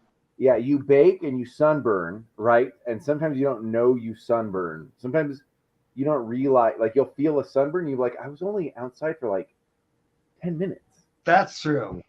I've noticed that. And when I've gone to Vegas, you can walk across the street and go, oh shit, I forgot something. Walk back across the people way. And you're looking at yourself going, I just got a sunburn. Just walking back and forth. Now, mind you, it's long blocks, but still, you 10 minutes, you're fried up. Oh yeah, you shouldn't walk out in the day. It's fucking crazy. Stay in your hotel during the day, and at night, you that's when you get out and you walk around. Everyone goes downtown to Vegas at night, and just gets hammered. Yeah. I've never been there. My Seriously? my Vegas. Oh, you got to come, Tony. My Vegas experience is different than like, because you know what I mean. I live like I'm like in a suburban neighborhood. If I go to Vegas, can we do a show in your garage? Yeah, of course. Come here. You just can't sleep here. You got to get a hotel. Sure? You can't sleep in the garage right after the show? Yeah. You got to hang out here. You got to hang out here, but you got to go find your own place to sleep. It's like But- a bar. Neighbors, I'll I sleep in your say that. neighbor's I house. say that, Tony. But if I'm ever in the Boston area, I want to sleep in the room you're in right now. Dude, this basement has got a bathroom. It's got a place to sleep over there. Yeah, yeah. Listen, when my kids are older, then everyone could come hang out and sleep in my house. But I don't have a lot of room right now. Yeah, hey, if you guys want to come into Somerset, Mass, I got a bathroom. I got a place to sleep. I got stuff to read. But what's the con there? I'm gonna go to What's a the con where a bunch of the next time my wife is stealing my kids for 2 months and taking them to Poland Where? When? Poland. in July. So Oh, okay. if there's a con if there's a con from like mid July to mid September, or early July to early September, I can go to if because I don't give a shit about cons. Like I'm not. Well, there's that torpedo I'm more con of a happening hoarder here. than a collector. From Torpedo Comics at the Palladium. No, fuck Torpedo. I mean, there's a bunch of cons here in LA, but I mean, Yeah, I don't know why Vegas doesn't have a huge con. It's terrible. We have every other big convention in the world, but our Comic Con is like horrible. That's true, huh? That's weird. I think it's even canceled after COVID. I don't think they're still doing it. Really? That sucks. I think it was called Amazing Con, and it wasn't that amazing. Was it at least somewhat spectacular? Trying to use Spider-Man references here. Help me out, people. Sensational. There we go. So it's just a web of shit.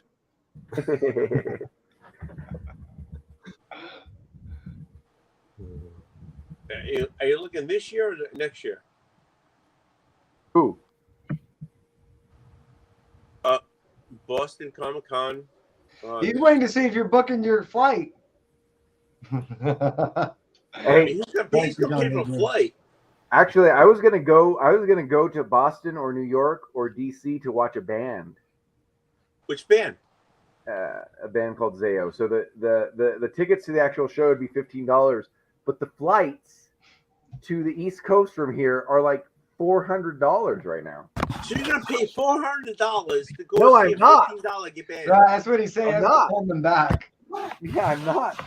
The actual tickets to the gig are cheap. The flight to get there isn't. Yeah, I thought I was gonna. If it would have been like another good thing about Vegas is that we fly direct to so many cities, right? Like Right. Vegas is a small. So does LA, right? So does New York. So does Boston. But Vegas is actually like a small city, like 2 million people, right? But so that's nice about Vegas that we can go direct and still be like a small city. Mm-hmm. But yeah, those were just unbearable prices. You're right, Adrian. No, and I agree. No, you are in a small hub. The beauty is you do have certain luxuries to be able to fly out of there at decent prices, but not now. Gas isn't cheap for any type of vehicle. It doesn't matter what vehicle you want to fuel it with. So yeah. I had a buddy of mine that actually priced out, and he is going to take a flight. I forgot where he said, but it was only going to be around $7 cheaper a flight than it would if he drove his car. Yeah. What city are you in, Matt Spidey? Melbourne. Oh, you're in Melbourne. Yeah, Melbourne. Yeah. Like Melbourne proper, like the actual city Melbourne? No, not in the seabed. They're out in the suburbs. But the metropolitan, we would call it metropolitan area. I don't know what you. Yeah. So like the city is only realistically, well, the central business district, as we call it, the actual city itself, would only be, probably 8 to 10 blocks really, and then everything starts going into the suburbs from there. So, like the furthest out, I'd say what you'd call metropolitan suburb would still be an hour and a half, 2 hours out of the city. Oh wow. Yeah, so it's quite a network of suburbs. Yeah, so it's a sprawling. I mean, like Los Angeles is like that too, but the actual city of Los Angeles is still pretty big. But then it sprawls out.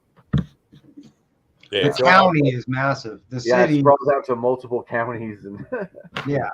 I'd probably be about, like, as long as it's not peak hour traffic stuff, I could probably hit the city from my house in about 15 and 20 minutes if I drove.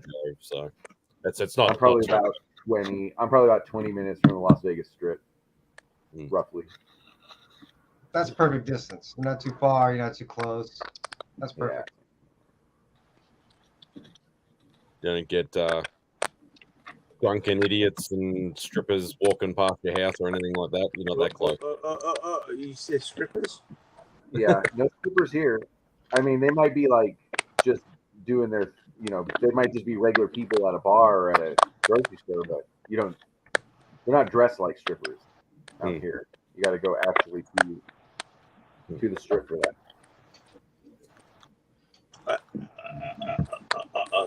Strippers. Man, I'll tell you, I used to love hanging out at Sapphire down the street from Rio's. Oh my God, that place was awesome. I'm sure it's still there. I know it's still there. What, Sapphires is still there? Yeah. That place is, yeah, it's unreal. But you know what I miss about, doing my normal routine is I used to go to Rio, and now that there's no buffets going on anywhere, I couldn't do that this year. So just had to go over to the Pepper Mill twice. Yeah, the buffets are still all shut down, huh? Yeah. Interesting. Yeah. Should probably open back up soon. Funny, buffets and the whorehouses. Those are the things that still haven't opened up. So all the places you want to eat out at. I want to eat out at the Who House. At the whorehouse. That's just the name of a buffet. Said like a true Bostonian. Said like a true Bostonian. The whorehouse. The whores. The You whores. said whoa.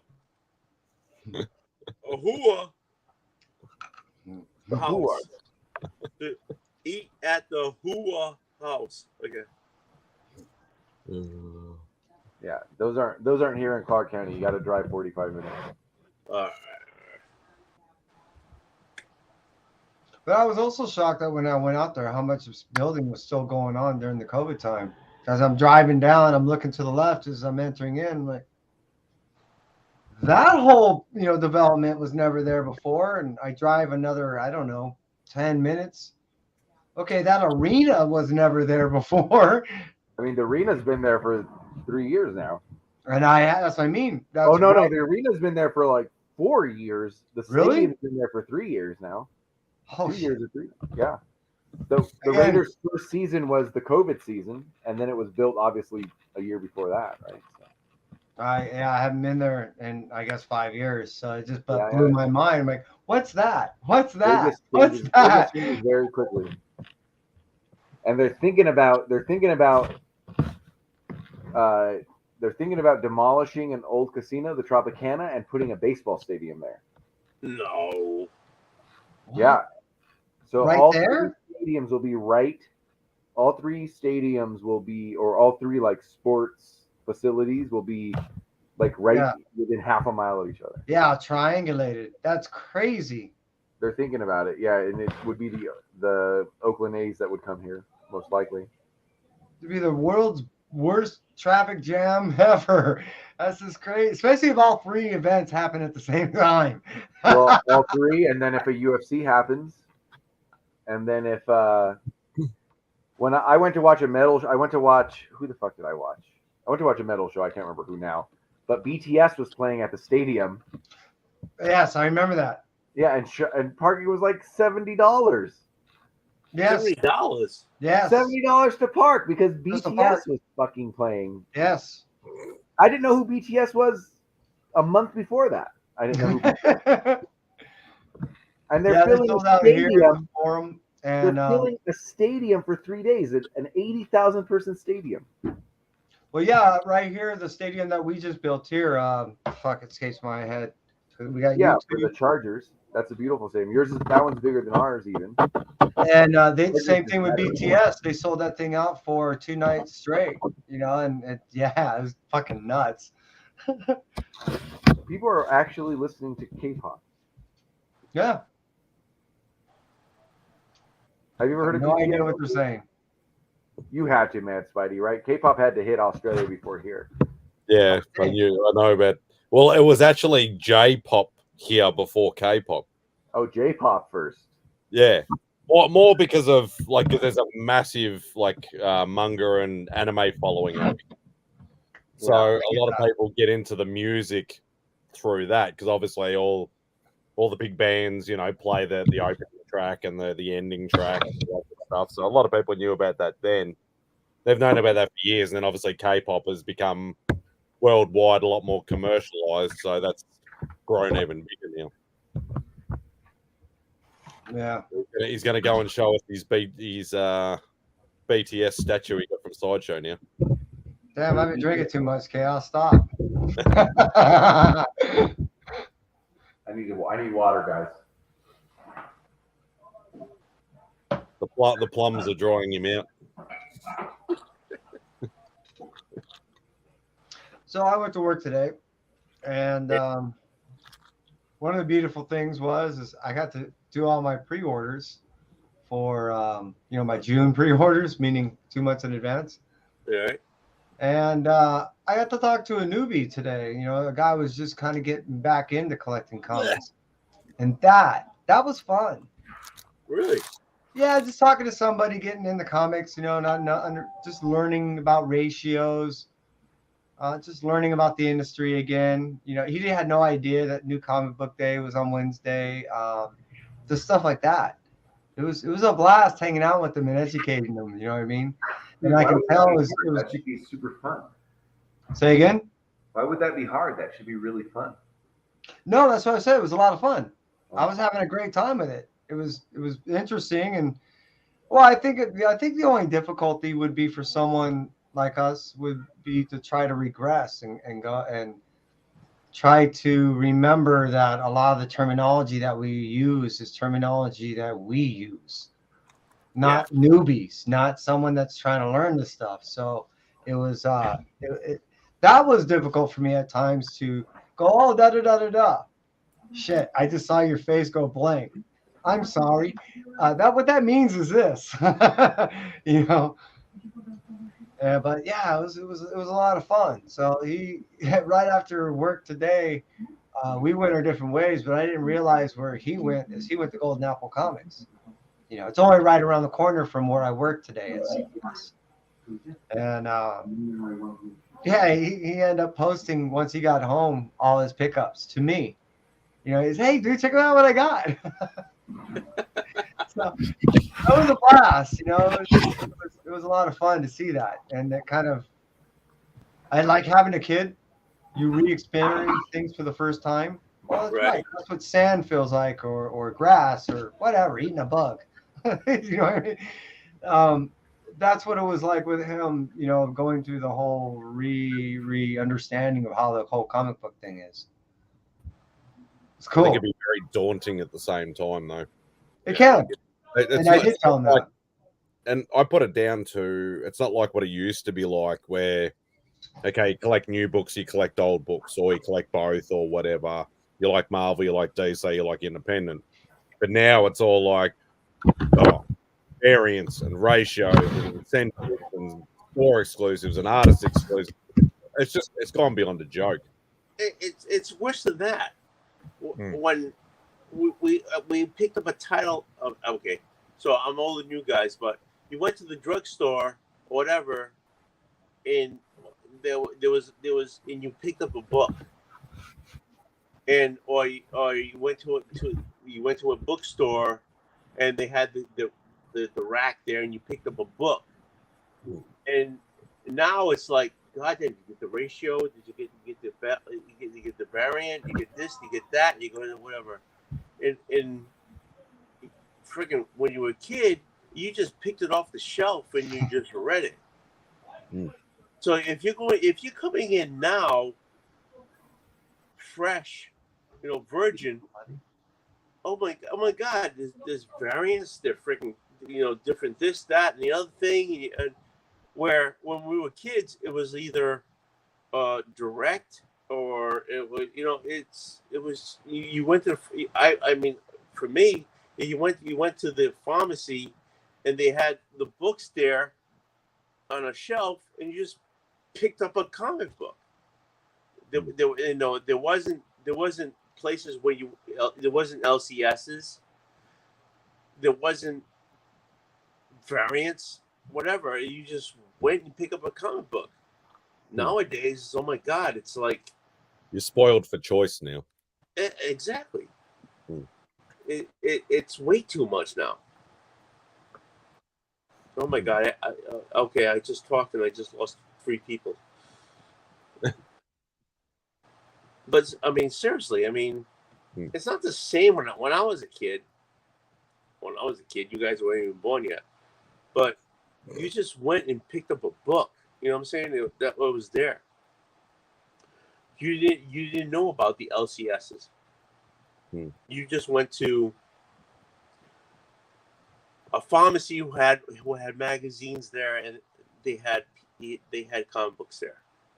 Yeah, we had news agents, so Yeah. it was like, yeah, you'd go in, and obviously, you know, they had magazines and newspapers and stationery and all that sort of stuff, and then they had a small, tiny section of comic books, and then probably. Well, when I started first buying from LCSs, it was probably early 90s. That's when sort of I actually discovered there were actual stores that collected, you know, or that sold just comic books, sort of things. So, well, excuse me. Yeah, so it was an interesting culture shock, that's for sure. You know, instead of going in and going, okay, I can buy 10 different titles, I can now go in and buy 1,000 different titles, but there's, you know, a whole heap of numbers for all these titles. No. I just remember going in, and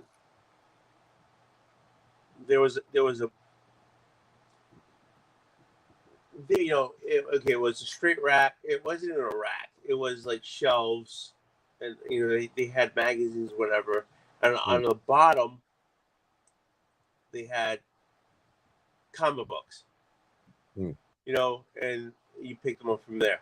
And even before that, when I was a kid, across the street was a barber shop, and I would go to the barber shop, and on the corner, all the way at the end of all the seats, because you're waiting to get the haircut, there was comic books. I'm like, shit, you know. And the guy, you know, hey, he's dead now, but God bless Dick. His name was Dick, the barber. He had a shelf full of, you know, like house of this and house of that. You know, it was PC. It was comic books there. Boom, boom, boom, boom. And that's where I found them. You know what I'm saying? It was, you know, House of Horror or whatever, House of Mystery or whatever it was. You know, and that's what it was. But I'm talking early 70s. You know, that's where it was. And in the early 70s, where I lived, you went to the drugstore and you picked them up off the shelf, bottom section of the shelf, and you picked them up. Now, if you're coming into the comic book now, you got LCSs, you got direct, you got this, you got variants, you got this. It's like it has to be so overwhelming because are you going in for the book, or are you going for the value? Yeah. When I was a kid, you just went for the book because there was no value for the book. Okay, I'm gonna look over here. There was no value for the book because it was just a comic book. You know what I'm saying? It was just a book. Now, you know, I mean, I don't know what Matt. When were you born? 79. 79. I already graduated from high school. I was like, no, 79. Hold on. No, I didn't graduate from high school. I'm lying to you. But books in 79 were just like on the bottom shelf someplace. You picked them up and you took them. You know, there was no value to them. People just wrapped them up, put in your back pocket, and you had a comic book, you know, like you could read later on and stuff like that. It was so innocent. Now it's not innocent anymore. It's for value. It's for investment. Yeah, exactly. Well, that's what they've been saying, that obviously there was the massive boom during COVID where everything skyrocketed in price, especially all the key issues and all the old books and all these, you know, expensive variants and everything like that. But people got into the hobby not as a hobby, but as a pure investment base. Like some of these people don't even like comic books. No, they just get it for resale value and just to just get the money. That's all it is. And that's actually for like me, who chases older books and key issues and key stories and small runs and stuff like that. It's killing me to try and buy it because everything is just skyrocketed like 2,000% sort of thing. It's just ridiculous. I mean, I'm buying the books now, but I miss the innocence of picking up of the books. You know, the innocence is gone. And now it's nothing. It's more for the value. I feel people buy it not for the story, more for the cover. You know what I'm saying? You know, it's more. It's not for the story. It's more for the value. It's not for the story. It's more for the first appearance. And I don't know. I appreciated when, you know, like I was at school and some guy brought in a book in, and we're like, ooh, like five of us looking over one book, and we're looking at it because it was the innocence of it. You know, now, yeah, the art's great. Yeah, the writing is good too, but people don't buy it for the. People buy it for the cover, not for the substance of the book. And I miss that. I miss the innocence of the book. And it's not there anymore. It's basically, I suppose, to put it in basic terms, it's become a valued item, not a story or history or a memory or anything like that. It's become a commodity, basically.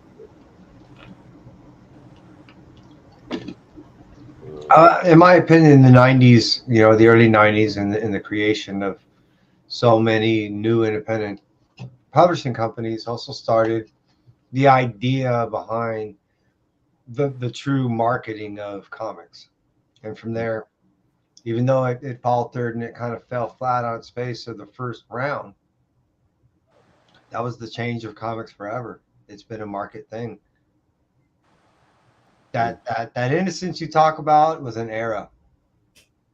And in my opinion, from my observations, that era kind of faded away with the birth of all these new publishing companies, you know, and it wasn't a direct fault. It wasn't a direct, you know, malicious creation, you know, by doing this. It was just something that was secondary and as a reaction to what ended up happening. You know, so I mean, but like anything else, there's gonna be growing pains in my opinion again. And using chaos as a reference from what he's saying is, I totally agree. You can get back to that same innocence just by your own way that you approach and appreciate what your preference, what you desire to read and collect, and how you desire to read and collect. If it's still all about cover A and just getting into that book to get to that story, or to get to a particular artist that's depicting that story along with a particular writer, I get it. I was just admiring last night. I can't remember what two books it was because I've been going through so many trying to catch up. The lettering. The lettering, I was so easily, you know, my eyes are going. I'm 53 and I use glasses even, and I'm still up in it. I was so grateful that I was like, the lettering on every page, there was such contrast that it was easy to read. So, you know, it depends on who and how you are. I am one of those, you know this, Tony. I'm one of those that buy a lot of, you know, covers too. And I buy ratios. Yeah, I buy for the spec aspect, but I'm not really flipping these things as much as it tends to turn out that the hot art, the hot cover, not because someone tells me it's hot, you can tell the hours that are involved in some of this artwork that they put it on those ratios. When I met Dan Panosian just recently, and I had him sign a bunch of books for me, I told him I was apologizing that I didn't have more for him to sign. And he looked up at me kind of, you know, with a half grin. And I said, because predominantly speaking, you do cover ratios. I can't afford all your art. Yeah. So, and that's when he was like, oh, wow, it isn't just the spec aspect. It's the art that he appreciates costs money. And so I get it on all sides because I am 53. I do remember walking into all these classic ideas of what people think of a comic shop that essentially really doesn't exist anymore. You know, and I do remember going to our 7-Elevens and all the CVS's and, you know, at the checkout, just looking at the magazines there going, fuck it, you know, and slapping it on the counter, not thinking twice about a spine or a cover. Right. Rolling it up and put it in your back pocket. And... You know, but it didn't take me long. It really, it was within, at the age of 7. It didn't take me long for me to come to the realization when I saw a guy spend, I don't know, $30 or $40 back in 1976 on a book. And that's when I went to the realization of, wait, why? And when he walked out with it board and bag, I'm like, that's how I want all my stuff. Why? You know, so that I did come to the realization fairly quick, but that also right there is a reflection of why. You know, I mean, is it because I'm going to flip it down the road? Or is it, do I really care about the art or what I've read? Am I, you know what I mean? So you got to ask yourself in some regards, some of the things that we end up keeping for whatever reason and why we make the purchases. For me, it's not always FOMO. You know, and I did pick up, let's say a good example would be Thor, the Jane Foster Thor 1 in 25s. Those, you know, normally people pay ratio, right? $1 per ratio. So I was able to get 2 of those things for under $20. So that new guy that just got into comics, when he went to Golden Apple, he bought one of the regular covers. He liked the 1 in 25s, didn't get to price it. Told him if it was anything $20 or more, don't buy it. I'll hook them up for less than half the price or at half the price, and everyone's happy. You know, so, but I do get you, Tony. I do. And it's unfortunate because, like everything, you know, things change, and we had our moment. Yeah, exactly. I'm glad we don't really. It's a double-edged sword. I'm glad we don't really have the buying power in our shops over here to get ratios or to get these store exclusives, con exclusives. We don't get any of that stuff unless somebody directly imports it purely, pretty much just to resell. Right. LCSs don't get this sort of stuff over here. So it's sort of, yeah, as I said, it's a double-edged sword. It's one of those things, if it's not there, you're not going to buy it. Right. Exactly. But on the flip side, if you do say something that, you know, the cover just blows you away and you're like, I love that, I've got to have it, then you got to pay the premium. Obviously, 1, to get it at some stupid marked up price, and 2, currency conversion for us and also shipping. Yeah. So it might be like a $30 book off the shelf for you guys day one. We might have to import it and it's going to cost us like $200. Yeah. So it's, if it wouldn't kill me to ship books to you, someone like you or Mark and people like that are over there, I wouldn't miss you at all doing it. All right. But yeah, man, that shipping right now is and the duration of time that you would have to wait. I'm finding it's a long time. Well, it's sort of, I'm finding that there's a bit of loopholes and stuff going on a little bit. If you know the shipping game, there is ways to sort of get around things quicker. Because I had like actually a few of the community members banded together and put a package together for me. Okay. Like just, you know, full of AOKs and just stickers and stuff like that. And one of the guys, one of the YouTuber guys, Rob Fact Stacks of Comics, he's pretty into, he knows, because he sends a lot of stuff overseas. Oh, cool. And ended up costing, I think, $78 for a decent sized box. Bloody Tony's got me in that weird bloody screen thing, so it's a bit hard to tell. But they're that's probably about so thick and like, you know, a bit hard to do on this camera. But like a fairly decent sized box. So it'd be probably I don't know what you'd call it over there, but probably you could fit maybe 10 or 15 Geminis in there. So a decent Oh, size. wow. Okay. And it was $78, 4 days to get That's from. okay. That's quick and cheap. Yeah, to get from, because where's he? He's in not San Fran. He's in LA somewhere. Okay, so he's near me. Yeah, so LA and then LA to Melbourne. Yeah, so 4 days. I was like, the first time they did it, it was 6 or 7 days, which is still awesome. That's nothing. Yeah. But yeah, when it did it in 4 days, I was like, I wasn't expecting that for like another 2 weeks. My pre-order coming from the Midwest of me takes 6 or 7 days. So that's nothing if you're getting a shipment like that.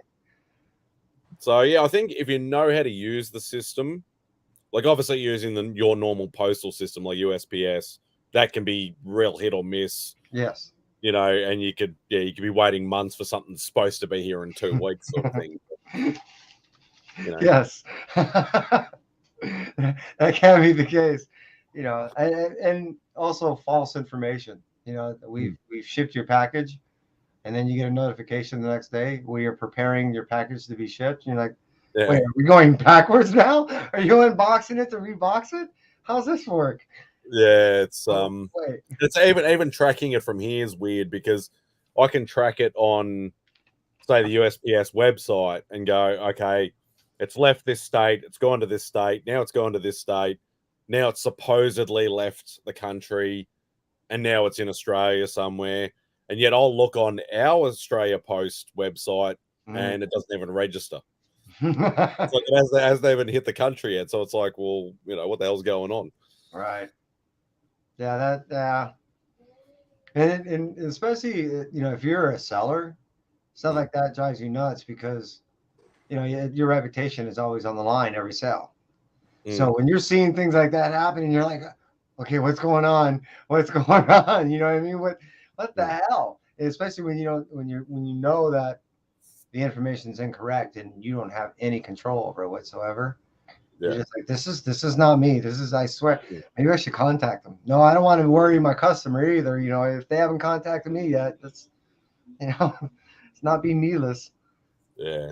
And like I understand it. Like I always sort of have a joke with some of the guys saying, look, you know, why don't you open up giveaways and like, you know, and like AOKs and all sorts of stuff to some of the international people. Yes, it costs more.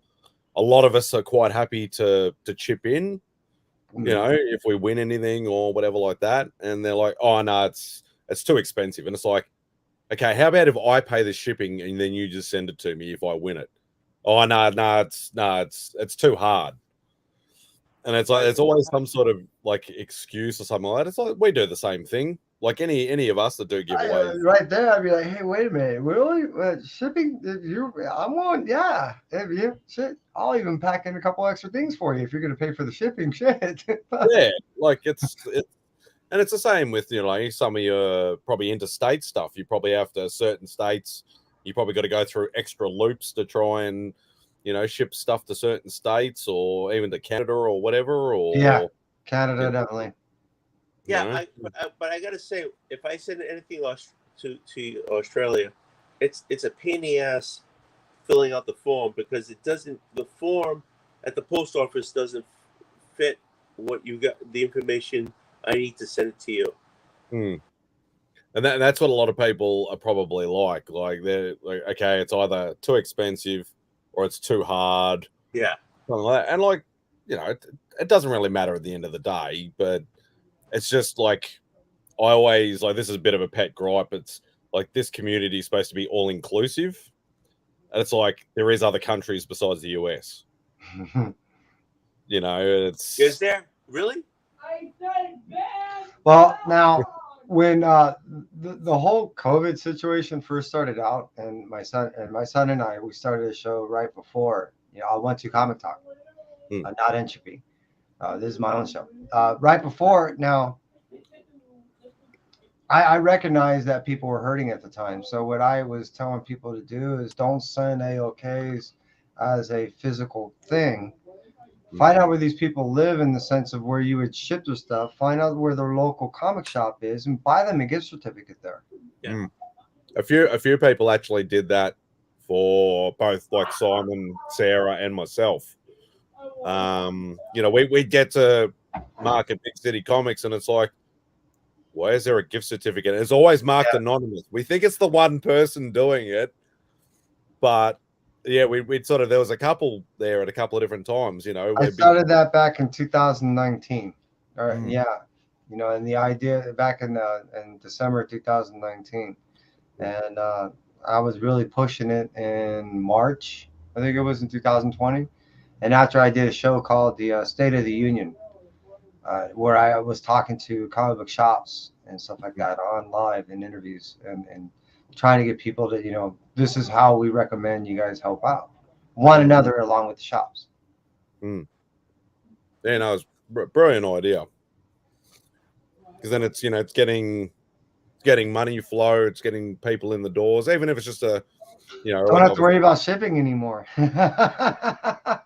Save a lot of money in shipping now. I can sit there and go, well, normally I'd only send you a $10 book, and it would cost me, you know, anywhere from $5 to, you know, maybe as much as $10 to ship, boxing, but everything.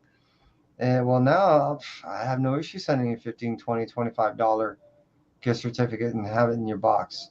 You know, now you can go ahead and put it towards that book you're eyeing inside that case, or, you know, just because it's there, you don't have to worry about, oh, I didn't have enough money before for this week's pull, but now I do. You know? Well, that's exactly it. Like I remember, because of like some personal stuff and things like that, I wasn't able to get down to see Mark, and you know, I picked up, like, my books had literally got boxed. That's how many new releases and stuff I had, and I'm like, oh, I'm gonna have to pay, so because I get paid every 2 weeks, so I'm like, I'm gonna have to buy some this week. But by the time you get to the next pay, there'll be more books added, and it's just a cycle. I got down there, and there was a $50 gift certificate sitting there, and I'm like, that helps me eat into that box even more. So it really did help. So I think it was actually a birthday present from somebody, but nice. Oh, it was, yeah. Simon and Sarah, yeah, I think, but they didn't do it anonymous, obviously. So,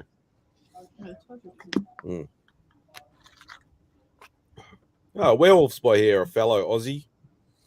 Nice. Werewolf. Who's Nazi? Werewolf by lunchtime. How you doing? Pick a screen. Exactly. I can't. I got a phone over here. I got you guys over here. It's like. He's like he's some tech guru with a whole like network set up in front of him. I wish I could take I would take a picture, but I have to take my phone and take a picture.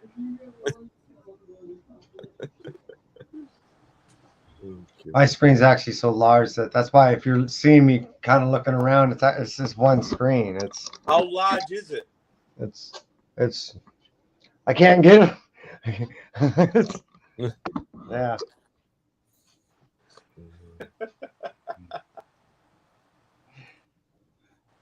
Yeah, when I get this thing set up, it's going to be pretty cool. I look forward, like I said, to ripping that out, putting some cabinets in there, nice drawers. You know, I've been trying to figure out, you know, what it would take. I'm not a carpenter, but yeah, I think I can do it. I've been doing the research. It doesn't seem like it's much. It really doesn't. And actually, Old Wolf, I've been using you as a model. I was looking at your, well, you know, you wear those fishnets and you wear that bustier. When your BCW setup, the way you have your drawers, I basically am using that as how I'm setting up my system. Are you serious? Oh, hold on. Let me find a screen. Are you serious? Using me? Well, meaning, you know your BCW setup and how you have all your drawers and everything. So what I'm going to do is I'm going to end up building boxes. I assume your boxes are almost 8 inches wide. Mine are going to be 8 inches wide. I wish I was 8 inches wide. Deep. 2 feet deep. 11 inches wide. And then I've been able to find, you know, good because the biggest thing is your sliders and having them telescopic, so you can pull the whole drawer all the way out. Yeah. So things don't get very deep in there. So yeah, I was looking at how your drawer setup is and with all your boxes, and I'm like, I just have to mimic that. I just have to build with 2x4s the frame, and then put in the sliders in there, like the way you sit your drawers inside your system, and just skin it. You know what I mean? Any veneer will work. Really? Wow. Yeah. Mickey Mouse that thing. I was like, Well, I was actually going to consider just putting what you have in my closet and just calling it a day, and then I was pricing them out, and I was like, man, I'd rather build it if I'm going to spend this amount of money, because it's not cheap. No. Don't you have IKEA over there? What's that? Yeah, you obviously don't. It's just like a Swedish, like the flat pack. Oh, IKEA. Yes. Yeah. Sorry, it must have been the accent. The problem with that is it's IKEA. Their quality is not going to hold. What would you think that would be? 2 feet deep. We're talking maybe 100 pounds. But they're not. Yeah, they're not. IKEA system is not going to hold 1,200 pounds worth of comics. You know what I mean? There's no. I know people that sometimes find filing cabinets. Yeah, Bubs was one, and that's why what I was doing is I was kicking around Old Wolf, what he does, and Bubs what he does, and I was gonna like, all right, so if I was to take filing cabinets, could I take maybe 4 wide, 3 high setup? Okay, if you got filing cabinets, you're not gonna be putting them 3 high. Yeah, you could go 3 high, only 3 drawers high. Really? Yeah, you go 3. He has a setup that's 3 high. Yeah, it depends. I don't know what you guys have over here, but obviously there are different physical sizes. Yes. You've got a 2 by and a 3 by your main ones, and then different widths and depths and things like that. You have to get vertical. You have to order the vertical something. It's a particular style, because if you remember, filing cabinets, they're holding their stuff sideways. Yeah. Or what you want is a vertical, and I can't remember how, a vertical horizontal something storing system of the filing cabinets, which will allow you to stack the way we stack ours. So anyways, what I was getting is I was looking into his, and I was looking at, there are custom comic drawer systems out there too. Yes. All of them are extremely expensive, especially if you're looking at a filing cabinet, because as I've been doing my research, what you're paying for is again, circling back, the sliders. Good sliders that are rated a minimum 50 pounds per slider, a good one, not a shitty one, and on up to 100 pounds, you're going to spend anywhere, minimum you should spend is $20. It's hard not, to spend around 40 to 50 for like a soft close, locking and all that, because if I'm talking, I'm going to end up with 24 of those. Well, that could be as much as if you're talking $50 a pop, and you haven't even built the cabinets yet. So I've been pricing it, trying to figure it all out, see what's cost effective, and it's not cost effective to go. The cheapest way would be to go with what Old Wolf has. Yes, that's what I did. However, if I want something that's kind of mounted and I can still do the way I collect, because outside of what little you see behind me, I'm collecting for me is almost like a innocent, dirty little secret. It's not around my house. You really couldn't find it. It's not, my boxes are not everywhere. It's, you know what I mean? And I kind of like to keep it that way because it's less intrusive to the family. But so it's a private endeavor. The way I have it is, it's like I could take it with me if I move. If I move, yeah, I could take it with me because it's Mickey Mouse. It's like I bought the drawer boxes where it's it's a whole setup, and they connect together and all that stuff. Like, you know what I'm saying? And then I went to other places, and it was the enclosure, and you flip your box into it. Okay, but either way, I can take that with me, and if I move, if you got a filing cabinet, I'm in a basement, so I don't know. Can I take a filing cabinet with me? I don't. I think I'm leaving the filing cabinet and taking the books with me. So the way I set it up is like if I gotta go and move someplace, I can just take it. Yeah. And everything is like it's. I got boards on top of the boxes, and I got it so it's even. It's reinforced, yeah, and that's what I mean. I admired that because I was looking. I'm like, well, how does he do that? I've actually freeze framed some of your shots and some of the to go how. I was trying to figure out how you're able to do it because you're over 4 high. I am like 5. I know. That's what I mean. I'm like, how is he able to support all this weight? So I looked. I'm like, there's boards. Yeah, I got the boards in between that balances, that spreads it out. You know, I worked. You know, I worked it out, and I got like, you know, okay, this is lower. You gotta figure it out. But if I'm moving out of this house, there's nothing I can take the boards. I can take the boxes. I can take everything with me. If you got a system, and don't get me wrong, I love it. You know, these guys, they build these whole freaking systems out, and I'm like, okay, I mean, I got a Woody just looking at it. Yeah. You know what I'm saying? But in reality is, if you're leaving that house, you're leaving that system. Yeah.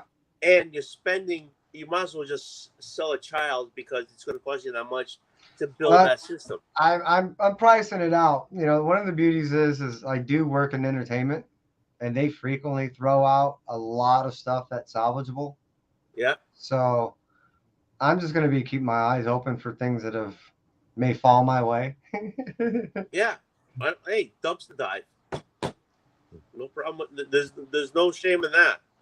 Hey, you know, like I said, I'm frequently in areas that have stuff that, hey, we're just tossing this. You want it? That's me. Yeah. See all the people that like what is it, American Pickers or whatever go to, like those sort of places. Yeah, you got all the sheds and containers and stuff just full of stuff.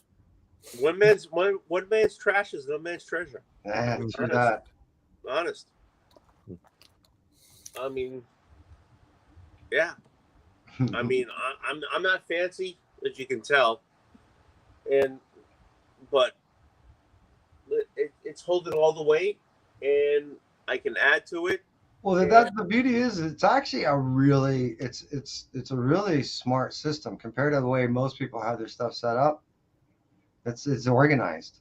Yeah. That's why I was trying to figure out how can I, because I do have everything. All my stuff is labeled A to Z. Yeah, me too. And everything is in order, and I want to maintain it that way. That's why when I saw your setup, I'm like, there's no way you can tell me he randomly puts things in places. I want to maintain that. So in my area, I want to get my boxes out of this other room, put them all up on the top where I have my other boxes now, build my area, have my slabs off to the side inside there. I can still keep all my clothes in there, along with the family toiletries, meaning the tissues, the toilet paper, all that other stuff, also stocks in there. So I mean, I have all that, and then this bed right here. I purposely bought that bed because it doesn't have a box spring. Okay. So you're sleeping on top of your books. You're sleeping on top of your books. There's a frame there, and you just put the mattress on the frame, and I have 24 boxes underneath there. So that's everything I need. You know, if I get that built in there. And but I honestly Kevin, I appreciate that you appreciate this Mickey Mouse setup I have here. Oh, it's beautiful. No. Again, you can look around and we've been doing this YouTube long enough, and we've seen enough setups that you start kind of gravitating to what you want to do eventually when you get your organization, whatever that is. And I was just trying to pick and choose from the people that I saw, and like, there's just got to be a way I can do this in my cost-effective way. And I guess saying cheap and something that I want to do that kind of also expresses me. And I'm not necessarily a carpenter, but at the same point, I know how to, sling around a couple blades and some hammers and all that other shit. So I know I can slam it together. Whatever I put my mind to, I eventually do. It just takes a little time. So I'll take a little time, slowly build it, do it right, and yeah. Me, I'm a goddamn hack, and I'll go to my grave saying I'm a hack. And I understand how I understand how weight is distributed in the whole 9 yards, and so that's how I figured this out. And I went to Home Depot and I got what I needed. And every time I need something else, I go to Home Depot and I figure to balance out the weight, and that's what I have. And I mean, I don't know if it looks better on camera than it is in real life, and but it works for me, And I have over 12,000 comics. It's impressive. And I haven't lost the house yet. It's like, it works. I can pull out. I mean, before I went live, I was pulling out stuff and I was putting stuff away and I was putting it in, and it's not the most attractive. And I got a mishmash of boxes here and there, but it works. I'd take practicality any day over what it looks like, Yeah. over aesthetics. Well, again, stocking your comics underneath the bed, it doesn't really look that pretty. And having to put a board on the ground to put your bed on the board so you can slide your comics. I'm sorry, but it was sexy for me. I mean, it's not. For most, I would imagine, is not a very conventional, let alone good-looking thing. But yeah, man, I can keep it works. 12 boxes. It freaking works. It's not. It has not. It doesn't have to be fancy. It doesn't have to be beautiful. It works, and that's what it is. Everybody has a different situation. This is mine. That's yours. It works. It works. Yeah. Done. To you. Oh, wrong camera. To you.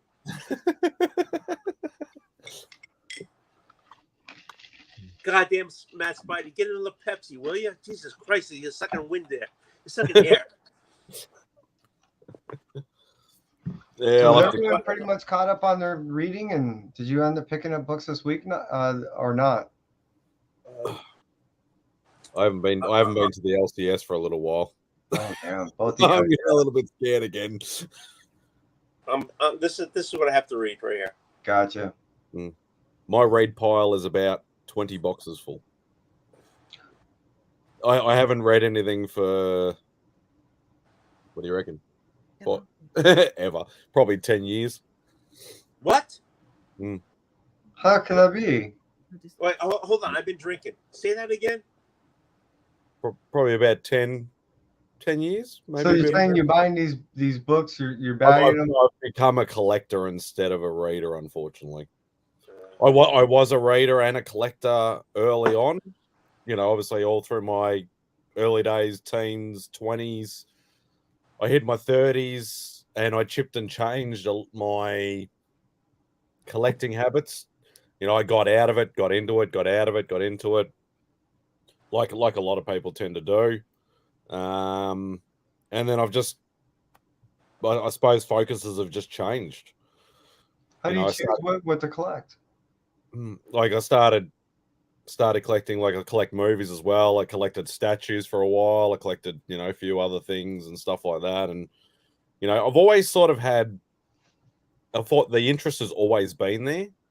But I've sort of gone, okay, I've had a pull list, not had a pull list, bought comics at a con every now and again, or missed a year full of cons, sort of thing. So it's, you know, family gets in the way, personal stuff gets in the way, focus changes, and yeah, it's not out of not wanting to read. It's just more out of the fact of like, oh, I'm too tired or too stressed from work. I couldn't be bothered. I'd rather just do like lie there still and just watch a DVD or a movie or TV or whatever sort of thing. So you say you go to a con. When you go to a con, do you get books signed, or do you? I mean, do you? I'm not really a signed sort of book person. Uh-huh. Like I have signed books. Sure. I'm just curious what you do. Yeah, but I don't really, go into the full. Oh, I've got to find every single book I own from this particular artist that happens to be coming here, and try and get them all signed, sort of thing. Like I've never been on, and it's probably because of getting into the original art game as well. That started 2010, 2011, something like that. I've eased off that a bit because that is even that now. The pricing for everybody, yeah, no name people now has just exploded in price. So I'm trying to get back to my core and trying to get back to what I love, which is like silver and bronze and copper age Marvel books. That's my sort of core focus. Gotcha. Whether I get to read them, whether I don't read them, I'm still doing it for my personal enjoyment. Yeah. Doing it. Like I'll still open them up. I'll still, I love the smell of old books. Yeah, it's a trip, isn't it? I'm not gonna lick them like other weird red-headed, black-headed people do. You lick them? No. I've seen you lick books. Lick them? I've licked one book, and I was on Simon. And I've seen the proof. Oh wow. Okay. Yeah, but yeah, no, I just love the hunting of the old books now. Yeah, I'm trying to, and I got involved in that too much FOMO of all the new book stuff. That okay, let's have a look at the pull box on previews. Let's have a look at Key Collector and all that sort of stuff. Oh, this is going to be the key of the week. This is going to be a first appearance. I put it down to I missed a lot of modern keys. I missed like the big ones that I'm still chasing and I still can't afford because I don't want to spend ridiculous money on new modern keys. Yeah. Ultimate Fallout 4 is the biggest stab in the back for me because I still do not own a copy of that. And yes, I want an original, not a facsimile. I'm not a facsimile person. And New Mutants 98, going back a little bit further back. I don't even have one of those. Like, I don't want to spend $1,000 or $2,000. Yeah. Buying a raw modern book of that. Which one is that one? New Mutants? First appearance of first Fable. First Deadpool. You want to buy mine? You want to buy mine? Oh wow. Wow. If you're looking for one, let me know. Sort of, I started doing that for about the last year, 2 years. I really got stuck into that. Oh, okay, this is the new, this is going to be Thor, key issue. He's going to be God of Hammers or something. I have to get a copy of that. Not necessarily the variants and stuff, but just cover A's. And I started getting a whole heap of like weird titles that I would never necessarily buy because I'm generally just, buying Spidey and, say Black Cat or, anything that's Spidey orientated. And occasionally some other loves. Like I love Ghost Rider and Punisher and stuff like that. So I'd buy those sort of books as well. But, I'm buying like weird titles, like still Marvel titles, but weird ones that I never normally would. Just because I think, I don't want to miss out on that sort of stuff again. But now I'm sort of, I'm pulling it back again and trying to go, I need to focus on what I love more. And that's the older books. I'm the same way. Yeah, I get that. I'm still picking up weekly, but my tastes are more towards the 70s horror or whatever, and I'm picking up when I can. You know what I'm saying? It's what you want. it goes back to when I said before about going to the drugstore and picking up the books there off the shelf or whatever. You just said it just now. You're picking up books, to pick them up because you think or whatever. You know what I'm saying? It's not you're picking up because you enjoy or it's. I can't find the words for it. You know what I'm saying? Yeah, I don't. I mean, I got 2 books. To enjoy. Yeah, exactly. I got 2 books coming in. They're kind of beat up, or whatever, but they're. They're like, there's no value to them. Nostalgic.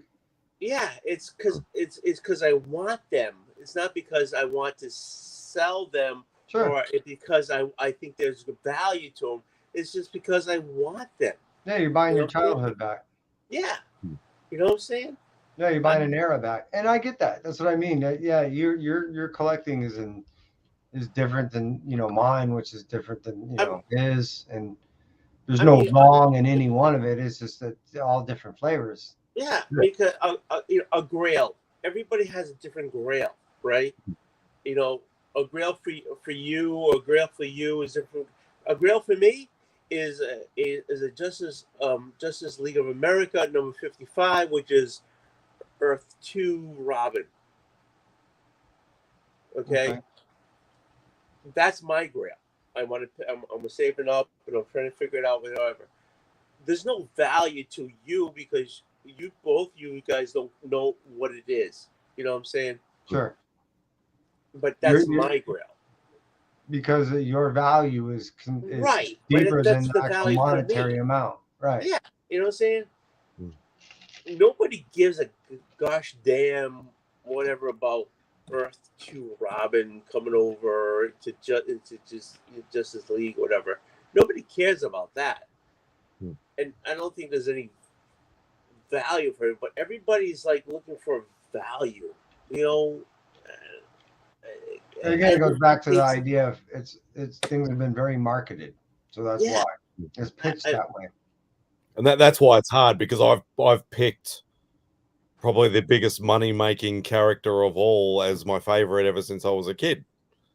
Well, technically speaking, it's kind of a fail-safe. That doesn't mean you're going to have a new key every week, but at the same point, your grade A characters in your higher end, publishers tend to hold the value longer. I have these phrases: quick flip or long trip. Most things, if they're going to have any type of value, is a quick flip value. It's rare that something is a long trip value because you have to give more than a little blip of substance. You have to give something enough to build a whole new character and possibly some mini series and possibly an ongoing series to establish something that will give you a true value in a character. Right? So if you go with a grade A character like Spidey, you tend to have a better shot at it than, let's say, I don't know, Iron Man or, Doctor Strange or even Ghost Rider, which those are books that I like. Yeah. That doesn't mean that spec-wise they will hold much value, if any at all, over a long term or even a short one. You know what I mean? So, and that's the thing, like when, Tony was saying about Grail books, like, unfortunately, the Grail books for me are the big dollar books, and that's the problem. Like, and I'm quite happy and quite selfish to say I'd love the bubble to burst. Yeah, sure. This ridiculous COVID bubble of everything going up 4,000%.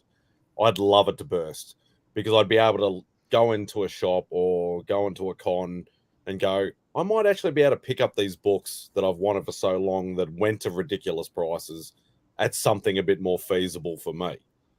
I'm not saying that I'm ever going to be able to afford an AF-15, even if the bubble does burst. The difference is that I see again, because I've lived through that 90s one, is that was an overprinting and an oversaturation of books in which that could never really retain a whole lot of value due to that fact for a good period of time.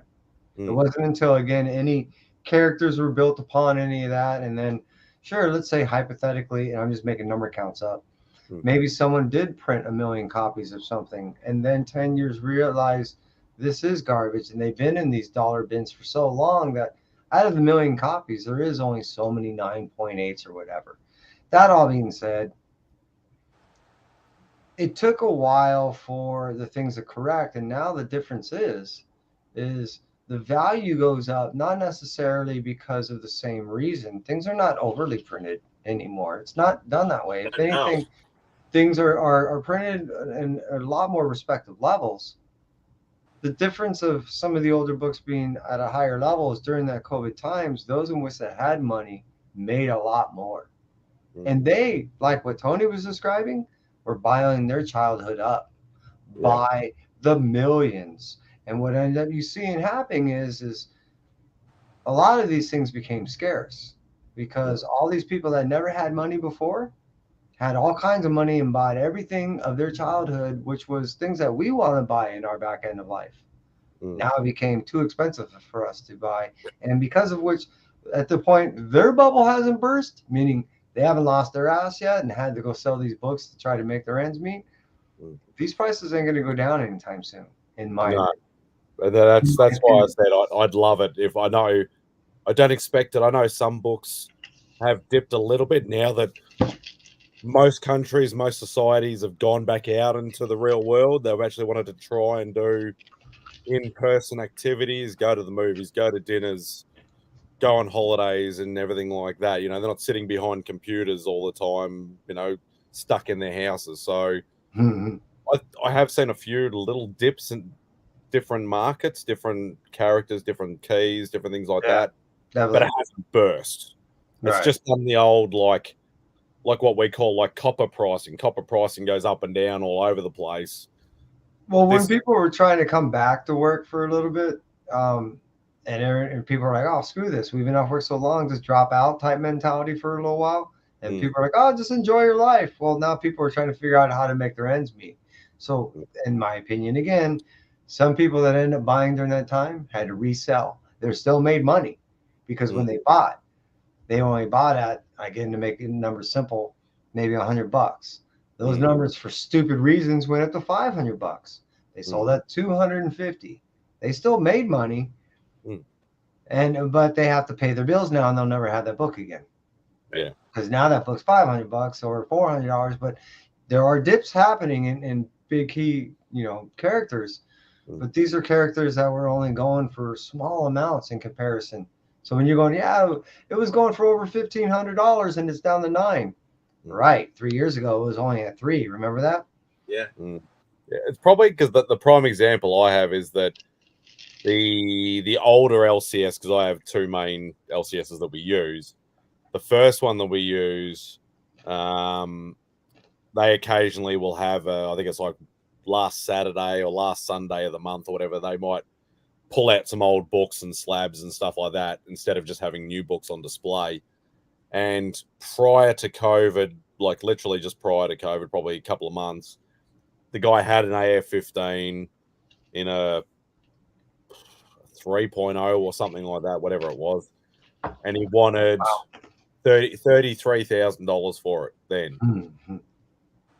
I noticed the last time we went in, which was only just recently, so we're talking, what, 2.5 years pretty much is what COVID's been.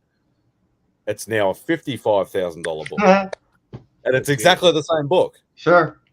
So still not selling. and it still hasn't sold, and it's exactly the same book. So it's like, you can see that, it's automatically, like, he still would have paid the same amount for that book because it's still exactly the same book, but he's just jacked the price up because everybody else has. Right. Whereas he probably, in today's day and age, $30,000 for an AF-15 in a 3 or a 4.0 is actually a good price even over here. So it's like, do you take the money, or do you just have it sitting on the shelf at a high price and collect dust for in the next 10, 20 years? Oh, you could take the money. What I'm trying to find my Ultimate Fallout 4 when I purchased it. I thought I bought it off of eBay. And I'm trying to find out when I bought it and for what I bought it for, because it wasn't that long ago. Mm. And I mean that long, I mean within the past couple of years. Like I saw one today, I'll be right like back. at the convention, Mm-hmm. and it was a raw copy, and the guy wanted 700 for it, and it looked pretty good condition. And even that, I see, like, that's actually reasonable. Like for a first print UF4, that's actually reasonable. Like for over here, but and still that same thing of like, do I spend $700 on a modern key? Yeah. Yes, most likely will still keep going up. Oh, I will. But, or do I spend $700 on 10 other silver and bronze age books that I probably want more? Right. You know, And that is, you know, especially when you start talking big boy books like that, that does become a dilemma, because you're going, well, I'm only $50 away from this now, or only $100 away from that now. And it's like, well, I kind of desire that. And then when you get there, you're like, well, now I'm only $200 away from this. And next thing you know, where do you end? Yeah. or you go down a rabbit hole and a half. You're like, okay, what am I doing? You know what I mean? That's why I started looking at, I was quite happy to buy a second printing, because the second printing was quite reasonable for a while. Even the second printing now has started jumping up in value too. I noticed, yeah. And that's why I wanted to show you is, again, it couldn't have been more than at most, let's say 2.5 years ago. Mm. And I got a real rad deal. I reached out to this guy. I said, look, I see that you're selling it for this. How about you sell it to me for that? No problem. He goes, I'm going to raise the shipping on you then. I go to compensate, and basically he goes, yeah, but it'll be like $5 less. I go, okay. He goes, really? Sure, fuck it. You know, you worked out, I worked, whatever. So he ended up sending me a slab 9.0 for $100. And what he gave me was a second printing for free. I'm like, this guy's awesome. So like I'd be even, and that's what I've sort of started looking at, that because I think slab prices is a little bit more, like, this is going to sound like a bit of a weird statement or a stupid statement, but sometimes slab prices can be a bit more regulated, only because people look at websites and things like that and go, oh, okay, a CGC 9.0 is going for this price at the moment. I'll put it at that price or slightly below to try and sell it. Mm-hmm. For raw books, it's open slather. I agree. So I've been looking. I bought an odd book here and there. Like, even though I'm not a slab guy at all, like I do not, you know, I've any slab I've ever owned, which is not many, I've cracked. Cool. But I've looked at that price now of like, okay, it's the slab pricing is always more expensive, but if the slab price is like negated by the book price, so like I bought, for argument's sake, I bought a first appearance of Gamora, which was strange. I can't remember what the book's called now. Right? Yeah. I know you're talking about though. And it was like, most of the time, anytime I've seen that book over here, it's been $50 to $100 raw book. I found one on eBay in a slab in a 5 or a 6.0 or whatever like that, that's fine for that same price bracket. So I just went, I just bought it. I'm like, it negates the price of the slab. So, and that's what I've had to start looking at now, is that I'm quite happy to buy a 2.0 or a 9.0 if it's that price that I'd get a raw book as, and then I just crack it. Yeah, because again, for you, what you're really doing is you're saying, for me, meaning speaking for you, is that you're using a third party to certify what you're receiving, which is, again, that's fine. I mean, why guess or frequently contact your seller and say, can I see more pictures, or can you open it up, or does it have, you know, the coupons or a tattoo or whatever, when you can sit there and look at a slab or look at the notes and go, well, I have all the information here. Yeah. No, you know what you're getting, you know, and again, to my opinion, that's one of the reasons why you buy a slab, not necessarily to go, look, I got my encapsulated and tuned thing. It's to say, well, for me, it's maybe preserving an idea, one in particular. This is something I want to preserve. And the reason why is because This may not be around with me forever, but I have something that will. All right, So, I'm sorry, I was on mute. That's awesome. Okay. so I mean, thank you. So, I mean, you know, everyone has their own reasonings behind slabs and all that other stuff. So, I perfectly understand and respect that because I've made the exact same argument of why take a guess or force someone to guess what they believe that rating is for that particular, you know, the grade of that particular book, when you can just buy it and just remove all that guesswork out. And that's why, like, yeah, I'm not fussed if, you know, yeah, the coupon's cut out, as long as the book is complete. Mm-hmm. You know, I'm quite happy to try and get it at a cheaper price. Sure. You know, as long as it's complete. Like, I don't want like missing pages or storylines or missing a back cover or anything like that. If it's good from front to back, regardless whether it's got tears and rips and tape and missing a staple and whatever, as long as it's complete, I'm quite happy. You know, like that first Banshee that I bought, I paid what, $50 or whatever for it. Like, that's usually a $400 or $500 book over here. But because it had a little bit of tape and it was really sort of a bit moldy and a bit crappy on the spine and stuff like that, but it's still a complete book. So is mine. I was quite happy to go that $50. Yeah, we got twin books, man. Mine's in the same condition. Yeah. So Which you know. which book is this? X-Men first appearance of 28? Oh, yeah, okay, yeah, okay. 28. Yeah. Whoops. Hey, shut the door on you. Get mommy. Yeah, it's definitely one of my oldest books, you know, other than the ones I inherited from my father. So he had books from like 59, 58, 57. Oh, wow. I mean, none of those things are worth anything other than, to me, they're, you know, they'll never, they're in a separate box in my son's room. They're so far removed from my collection. You know what I mean? That, yeah, that's just something that, this is actually something I really haven't shared. One of the first things my son and I did is when my grandmother died, my father and I went through some stuff. I ended up discovering my father's secret hidden comic books that were hidden from him and my grandmother that my grandfather hid. I found them. My dad didn't even know they existed. So I didn't actually do anything. I kept them here, waited, you know, a few years to kind of just slowly let everything hydrate up a little bit. And then when my father passed away, I said, hey, son, let's go on a trip. And he's like, what do you mean? I said, you want to get in the mind of grandpa when he was, I don't know, your age? And he's like, oh, yeah, because those books weren't read since my dad was around 14 or 15 and not been read since. Right. So my son and I cracked those things open together and go, hey, let's trip through, you know, my dad's memory lane. And yeah, that was pretty cool. That was one of the ways that my son and I started our channel. You know, we were just like, let's, you know, kind of share our experiences. So those things aren't worth any, you know, monetary amount, but, you know, like what, you know, Tony was saying, it'll take you to an era that was before me, right?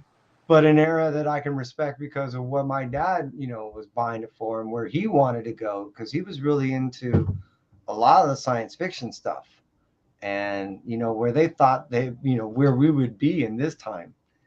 And it was wild. Yeah, you don't forget that was the atomic age. That was the you know, the atomic age changed a lot of things. It was all sci-fi and all that stuff. Because I was going to say, I'm glad my friend, like the one that I mentioned before, that got me the AOK box, Rob Fatstacks. He's a big like golden age sci-fi lover. He loves that stuff. Okay. He's gotten into that like real hardcore lately because he loves anything with like ray guns and bobble helmets and that's what like looking spaceships and you know and all that sort of stuff. He loves that stuff, but can be a very deep dark hole, especially when you're talking about some of the Planet Comics books and stuff like that. Like that's like his ultimate grail is the one with the character that looks like Bender from Futurama. There's a book with the prototype, like what they modeled Bender off. Oh wow! On the front cover, and that is a big ass. Like I'm talking Action Comics type pricing book. Oh wow. Yeah, not number one, but like that sort of big dollar era. And another reason why it's also far removed from the other collection is those type of books. You need a special box. You know, it's the bigger, wider box. It's you know, it's a whole different form of collecting, in my opinion. You know, it's definitely a niche within the niche. You know what I mean? And the guys that talk about it, they blow me away because they're talking about more times than not stuff older than they are. Yeah. Well, the same guy, he does a show on, it's my Sunday morning. Yeah, really early Sunday morning. So you guys will be Saturday afternoon, Saturday night. And it's called Slab Hub. So you've actually got to bring on 25 to 30 slabs. Oh, God. From your collection. And the last couple of people he's had on, there was one guy that only collected like atomic era sci-fi stuff. Oh my God. And this guy had he's like, oh yeah, I've got number one. He had I think the first 20 or 30 issues of Planet Comics, which is that's not some easy books to acquire, rarity wise or price wise. And the guy jumped on. I'm like, that guy looks younger than me. Like I'm in my early 40s, and I'm like, this guy looks in his mid to late 30s. Where the hell did he come up with this? And it's like I told you before, the people that had a few dollars made mega, and then next thing they know, they're like, hey, my dad always talked about this. I'm going to buy every book my dad wish he had. Yeah. Yes. Do that. Yeah, Dad, now I've got them and you never had them. Exactly. Yeah. So it's like, it's weird, like when you talk about like age and collecting of stuff and things like that. Because then even the guy in the show before that, what was he collecting? He had like Golden Age Captain America books and Submariner books, and you know, a lot of the pre-code horror stuff and things like that. And I'm like, wow. And he was the same. He was probably mid to late 30s as well. Yeah, I was looking at that too, Tony. What Werewolf put? It's yeah, that's it. Startling Comics 49. Yeah. Hmm. That's, one, thanks for the knowledge. And two, I remember seeing it before, but it wasn't until you put that, and I do remember it's expensive. Yeah. It wasn't until you said it that I went, oh, yeah, that's right. Yeah. I think it's the old story. People get money and they do crazy things. But a lot of these guys, they look like they worked for this stuff, though. It's not like, you know, they won lotto and just went, bang, look what I got sort of thing. Look at me sort of thing. It was like, you know, he said, like the guy with the Golden Age sci-fi books, he sold his entire ASM collection. He had AF-15 and like from number 1 to 100 and things like that, all slabbed. He sold it all to start this collection. So it's not as if he's just gone, oh, I'm just going to start buying these books. He's struggled, he's bought, he's acquired these big books, and then he's sold these big books to buy other big books. He's just changed his focus. Sure. But I literally almost had a heart attack when he said, oh yeah, I sold my AF-15 and my ASM-1 to start this collection. And I'm like, they're like my 2 Grail books that I need for my collection. I can imagine actually talking like that you had or you sold or you bought, or those are words that not in my vocabulary. They don't connect, you know what I mean? Yeah. It's like this does not compute. Hey, you guys, I've been on for 3 hours. I appreciate you. And he's Thank you for I having me. appreciate you. Kevin, you're like 3 hours behind me, and Matt Spidey, you're like 12 hours ahead of me. I was like, and Chad, if you're confused, so are we. So, oh, Werewolf won't be. Well, Werewolf's he's on the western side of the country. I'm on the eastern, so he's actually 3 hours ahead of me. oh, jeez. oh wow, okay, you just really fried me up. Perth. That's 3 hours behind. Oh, behind. Sorry, behind. Oh, so yeah, now we're even getting. No, we're just getting to. Hey, I appreciate you guys. Thank you for having me. It's a wonderful evening. I just love having be able to talk with people like you and with subject matter like this. And chat, if you haven't already, please sub these guys up. Please hit that like, and thank you. Appreciate you guys. Hey, He's supposed to do that. you don't appreciate this more than I do because hold on. Oh, I'm trying to get my face in here. Okay, here you go. You guys you guys can't appreciate this more than I do because I just go on and you guys come on and you guys we all hang out and we all sip and we all just talk whatever was going on and you guys have been talking great content and I appreciate that. You know that you guys like I'm just a guy over here and I got a guy from Australia, I got a guy from California, they're all over here and all hanging out. And I appreciate that. And hopefully your computer works better. Huh? And hopefully your computer works better next time. Yeah, screw you, okay? All right. So, hey, I love you guys, even though you're like giving me shit about my computer and all. But... Thank you much, guys. I appreciate you. Stay well. All right. Hey, love you guys. Take it easy. All right. Take care. Bye-bye. Bye. Let's see if I can get off this freaking thing with the phone. Yeah. Just hit the end screen button. Yeah, I was like, when you hit the button, I don't know. But hey, later, man. Thank you. I appreciate it. There, mate. Take it easy. Bye. See ya.